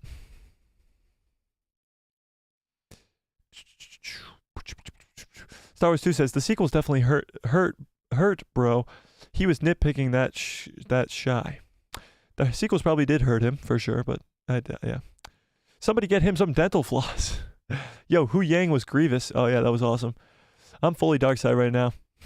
Cappy says, I like watching him having Star Wars meltdown. That's why I think he has an audience. I don't take it too seriously. Star Wars meltdown. I like watching him have Star Wars meltdown. Oh, so you just like him. So you're just making fun of him crap on Star Wars. It's pretty much why people watch him. I get that, but I mean, the least he could do with 200,000 subscribers is make a quality video. Finn says, bro wants Star Wars to be realistic as heck. It's sci-fi, not real life. I mean, yeah, I guess, but he was still wrong many times in those first 3 minutes. Star Wars 2 says he's also like Thanos because he doesn't mind war and death for a greater future. That's true. He did quote Thanos a few times in that scene. For sure, Star Wars 2. Finn says, bro's camera quality was worse than a Samsung smart fridge. That's hilarious. Cappy says, should have seen his reaction to episode 3. All I can say is he was not happy. Oh, I can imagine. I'm sure he probably hated Ahsoka in space too. Space Snips, I'm sure he referred to as Ezra Miller or something. Freak Seek says, there should be a Kyber crystal collector in the comics. There is a Kyber crystal collector in the comics recently who was a reference to Thanos. Interesting. Blake Rimfrey, what's up, Blake, says, isn't Night Sister magic different from using the Force? Yes, it is. It is different from using the Force. It actually isn't the Force at all, and it's a new thing. So, yeah, it'll be interesting to see how that gets explained. Yeah. Star Wars 2 says, no, I don't think it is, but Night Sisters are Force sensitive, I think. Yeah, I don't know if they're Force sensitive, but Night Sister magic is different than the Force, yes. Swagger says, episode 5 prediction, since Sabine is captured, I have a feeling when Ahsoka, the White, returns, she recruits Rex. Oh, yeah, for sure recruits Rex. I think we got Rex, Zeb, hopefully, Harrison Dula, all of them. Yeah. Finn says, space in Star Wars? This is a joke now. Wow. Yeah.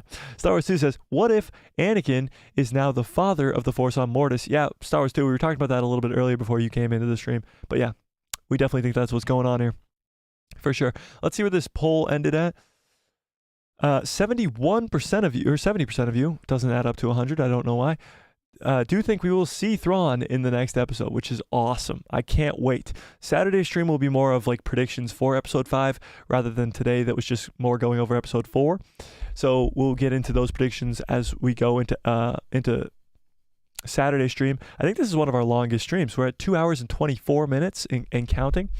I am going to get on out of here in just a minute, so put in any of your last comments as we go on out here. But of course, we had like 5 hour streams when we streamed Jedi Survivor, but that was different. I'm talking about just like actual scheduled streams, Tuesday, Thursday, Saturday streams. This is probably one of the longest ones, but I had a lot of fun. That, especially breaking that guy's video down, was hilarious. Star Wars 2 says, can we talk about Anakin's lightsaber and Vader's theme? Thoughts? Hopefully it's nothing bad. Yeah, we talked about that a little bit earlier. We think that the theme is probably because it's foreshadowing seeing Anakin on Mustafar, or it is because he's also the father who's the balance between the light and the dark. But I don't know. Blake says, it would be awesome if Thrawn has a... is it Usalamari or Yasalamari? Yasalamari or Usalamari? I forget. The Usalamari protecting him from the Force. Yes, the Usalamari or the Yasalamari. I don't even know how to pronounce it. The Salamari, we're just going to go with. The Salamari are a type of like, almost like a gecko or something. In Legends, he has these creatures that are on his shoulder or just near him that protect you from the Force. Actually, like, they stop the Force. They're creatures. So Dave Filoni likes to do this a lot with creatures in Star Wars. Like, look at the Purrgil. They're space whales that can go through hyperspace. And then you have, like, this giant moose thing on that planet that's the Bendu that has extreme Force powers. So there's the Salamari that are anti-Force. They stop Force abilities. And that's how Thrawn actually can go toe-to-toe with Luke Skywalker, because Luke Skywalker then can't use the Force. So we'll see. We shall see. But I would love to see it. I would love to see it, Blake, for sure. Honey Badger says, I honestly love how people find a way to hate on a show no matter what.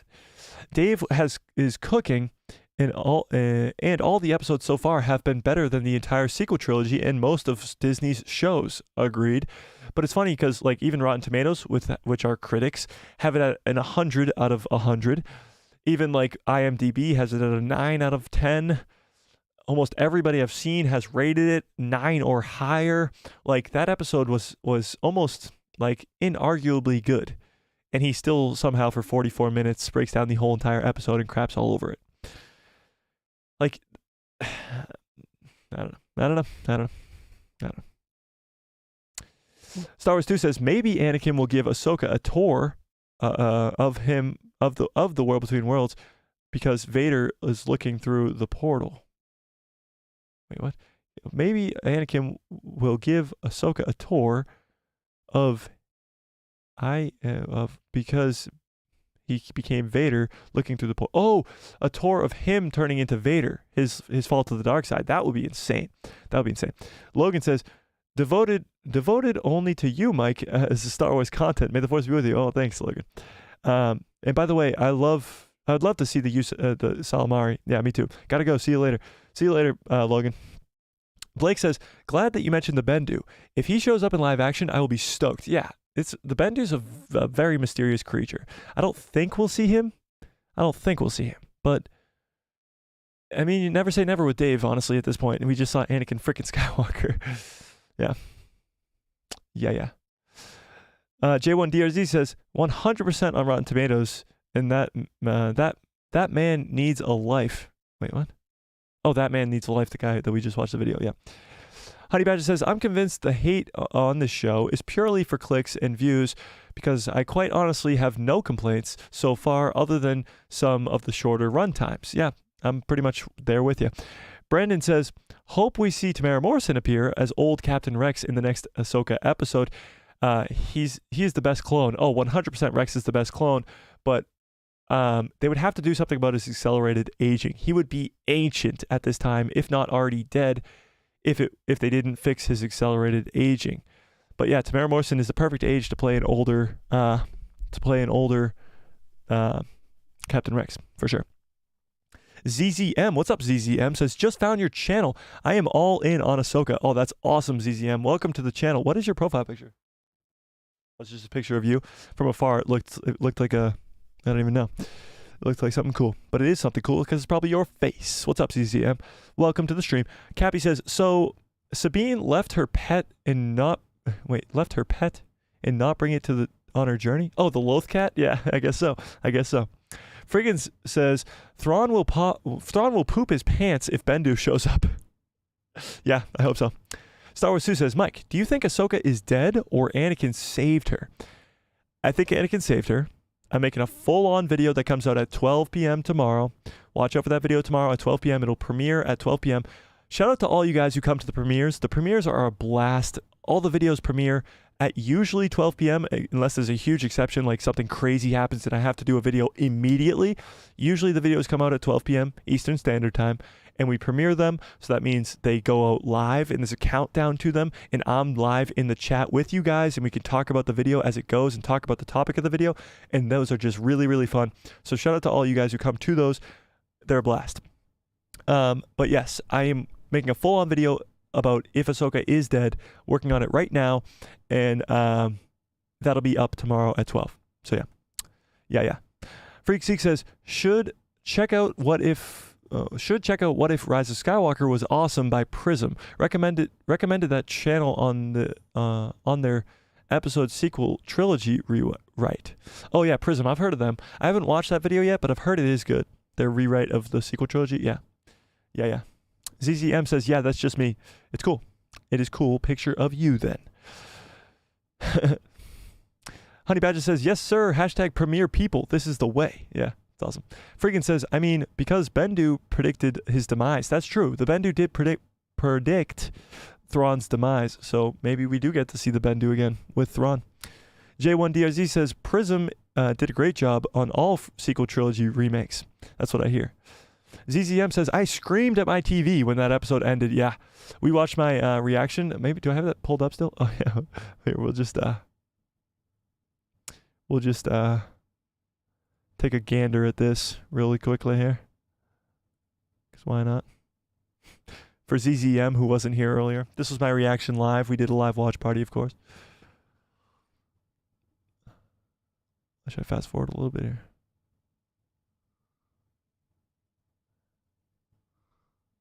This is World Between Worlds a moment.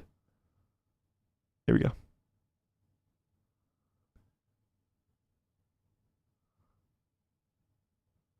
Oh wait, this isn't it. This is not it. False alarm, ladies and gentlemen. I lied. Just not gonna do it. This is when Anakin shows up.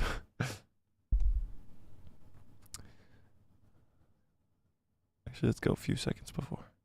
This is when I notice it's the World Between Worlds, and then when Anakin shows up. That was... No. That's when I realized it was the World Between Worlds. Oh my god.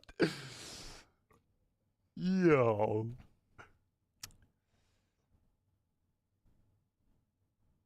Why? Why is she there? And then we hear, hello, Snips. And that's my reaction to that. And then I literally can't believe I'm about to see him. So I'm like, don't be there. Like, I'm literally trying to negotiate. Shut the fuck up. What? Don't show him. Don't show him. Are you kidding me? And then I go into immense shock for the next like 10 minutes. But yeah, that was my reaction, ZZ. So yeah, I think we were all quite in shock for sure. No good cups fall orders to get today. What do you mean? It's right here. I know people were slacking. No good cups fall orders. What the hell? Please, I mean, as you wish. I think Dominic was the only one who said it when it first happened, for sure. Swagger Gus says, proud of Dave, Kevin Kiner, and Carrie Beck. Also, wish Ray Stevenson could have seen all the praise and love that he's gotten so far. That's true. That's a bummer. Star Wars 2 says, when is Bad Batch Season 3 out? That's a good question. Probably next year. I mean, we never know with the writers and actors strike at this point. I mean, everything's delayed, but we'll see. We will see. Honey Badger says, I hope we see Bendu and Doom in Ahsoka. I would freak out. The possibilities of this show are endless. That's true. But there was a rumor of Ahsoka riding a Lothwolf across Lothal. So that might happen in the next episode too. Freaking says, yes, we need Lothwolf. True. Honey Badger says, I say we see a group of Lothwolves and Doom Kanan himself. That would be cool. That would be cool. Cappy says, it would be mad to see if Anakin interacts or mentions a newer character like Sabine. Oh, you'd be mad about that? Why? He can't mention Sabine. What if Ahsoka mentions Sabine and then he's like, oh, who's Sabine or something like that? I wouldn't be mad about that. Mad about that. ZZM says, it's like you can't end now, man. Is that him or him or another being as him? Has to be him. Haha. Is it Tuesday yet? I know, right? Is it Tuesday yet? No, it's not. But I think it is him. It's Force Ghost him. He pulled Ahsoka out. But yeah, that's where I'm at. Bad Batch Season 3, Acolyte, Skeleton Crew are all postponed until 2024 or later due to the strikes, unfortunately. And at least that's what I hear. Yeah, that's kind of what I'm hearing too. I think maybe Bad Batch has the best bet because it's animated.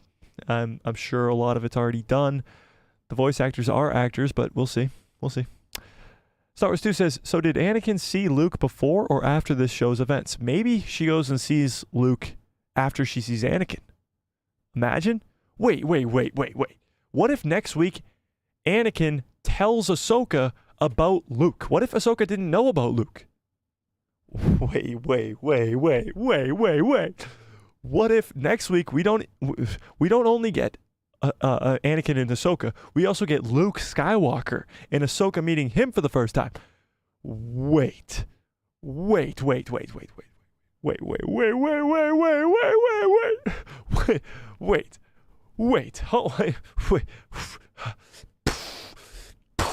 That's my mind exploding right there. Holy crap. Wait, what? Wait.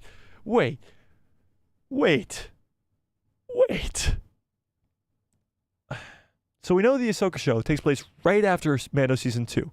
Meaning, and we know this because Morgan Elsbeth was just captured by Ahsoka and then gets freed.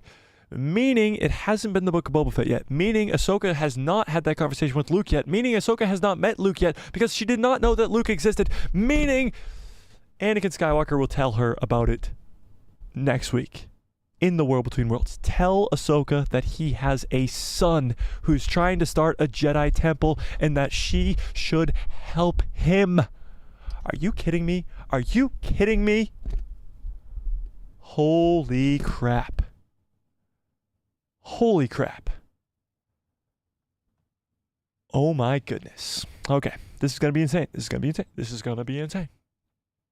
Cappy says, not mad, it'd be crazy to see. Like, we never seen that happen in Star Wars. That's true. J1DRZ says, I'm so hyped for Acolyte. I'm hyped for Acolyte, just not hyped for Leslie Headland. Honey Badger says, pretty sure that Rebels Epilogue and Ahsoka in Mando and Boba Fett are all taking place before Ahsoka.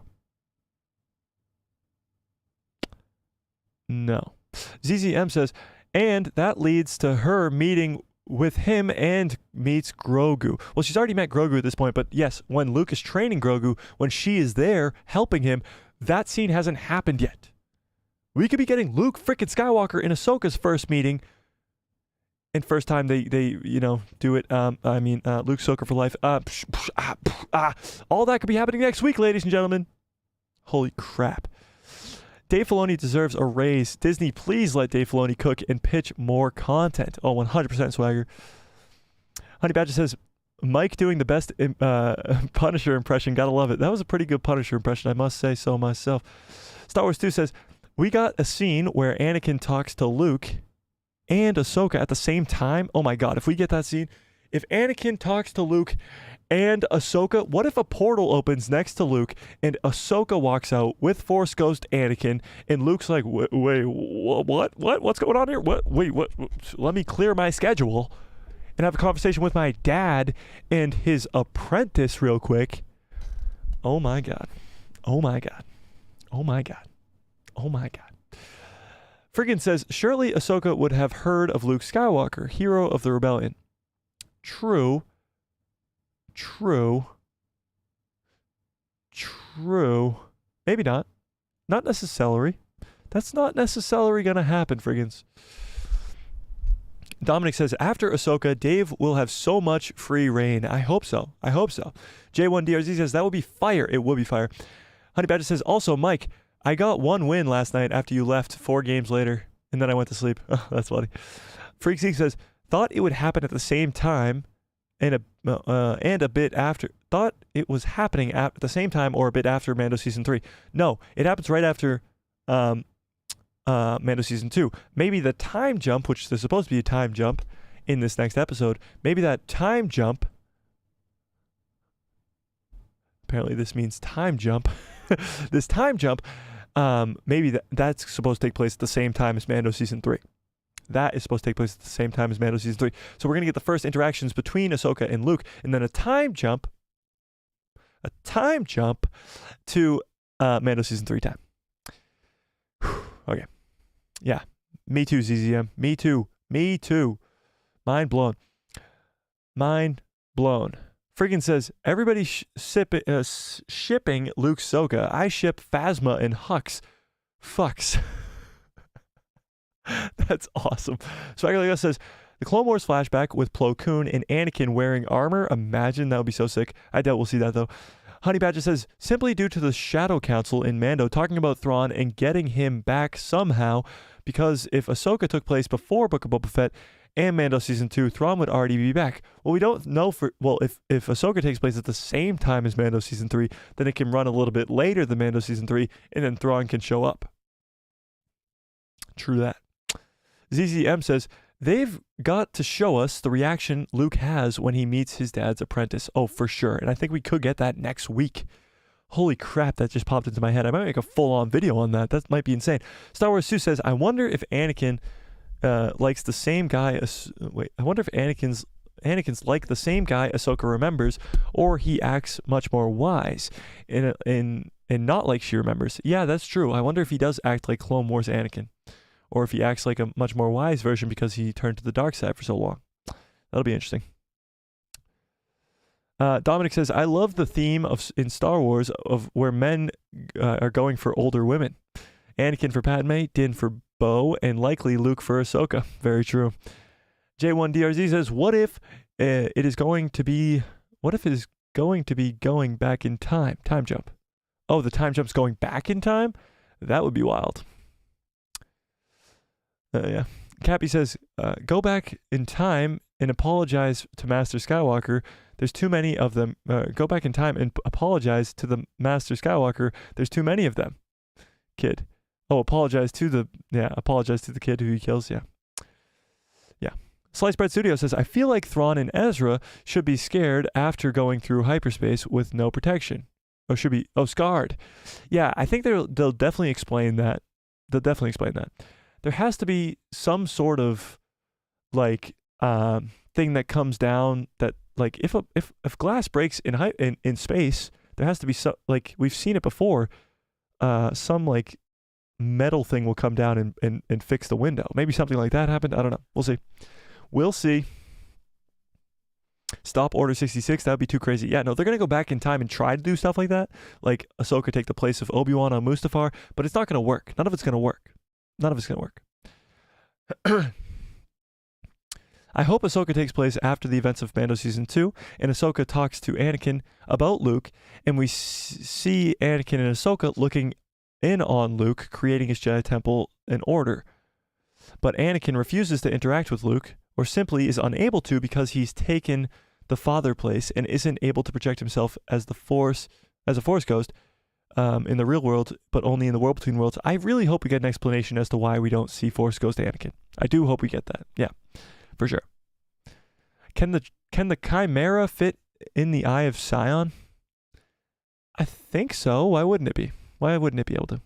Cappy says they could go back, get some popcorn, and just watch Order 66 together. That could happen.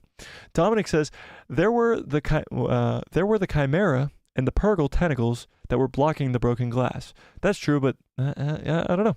Hopefully it gets explained. We saw him in Return of the Jedi. Yeah, but maybe after Return of the Jedi, he takes the place as the father and then can't be seen. Swagger Like Us says, episode 4 was so good. I've seen some reactions net 140,000 in one day. I haven't seen that happen since Mando Season 2's finale. Yeah, you can tell that it's really hyped. My breakdown video for episode 3 got 150 views. My breakdown video for episode 4 got 1,500 views. Literally 10 times the amount as the last week's episode. Freaksy says, should someone pull Mace into the World Between Worlds after his from his fall in episode 3? I doubt it, but it's possible, I guess. Slice Bread Studio says, I think Ahsoka and the Ghost Crew will use the Purgle to go to Peridia. I agree. Jay says, like to attach and bring the Chimera back to the normal galaxy. I think that's what the purpose is. Yeah, it's a giant space ring so that a ship can attach to it. Yeah. How else is he gonna get the army back too? Star Wars 2 says, where is Zeb though? I know. I hope we do get to see Zeb soon. Cappy says, if there's a High Republic, where is the Low Republic? Good one. Friggin says, Zeb is still at that bar. I guess he got really drunk. Yeah, I guess so. All right, I do have to get on out of here. We've gone for 2 hours and 45 minutes. That's crazy. Longest stream for sure. Amazing. Last two in today. Honey Badger says, yes, we did. But what if the only reason that he is present in Return of the Jedi is because he just passed on? And like Mike said, he just took the father's place right after the celebration in the Forest Moon of Endor. Yeah, that's kind of where I'm at. Mike says, see you tomorrow for the live stream. Live stream is Saturday. Video is tomorrow. But yeah, premiere video at 12 p.m. Eastern Standard Time tomorrow. ZZM says, nice meeting you. Definitely will follow. Thanks, ZZM. Thanks for the subscription. Slice Bread Studio says, I think they... Okay, guys. I think they won't bring Zeb into the series because he's too expensive for VFX. Interesting. The excuse will be that he's on a mission or something. I don't think they'll make excuses like that, especially with Dave Filoni in charge. I'm surprised Zeb wasn't in the last episode in the X-Wing. I agree. Honey Badger says, great stream as always. You will see you in the premiere for tomorrow's afternoon. Friggin says, nice stream. All right. Smash a like on this video, hit subscribe, and hit that bell so you get notified every time I post a video, and my pretty face will show up in the recommended feed of yours. And may the Force be with you. Always. Where the hell is that freaking button? Are you kidding me right now? Found it. What a great stream. What a great show. You guys are the absolute best. Thank you for sticking around with me for this long-ass stream. I had a lot of fun. Had a blast. J1 has been here literally since the first minute and has been here all the way until now. You guys are the absolute best. Thank you for sticking around with me for 3 hours almost. Have a great rest of your evening. Have a great rest of your lives. And good night, everybody.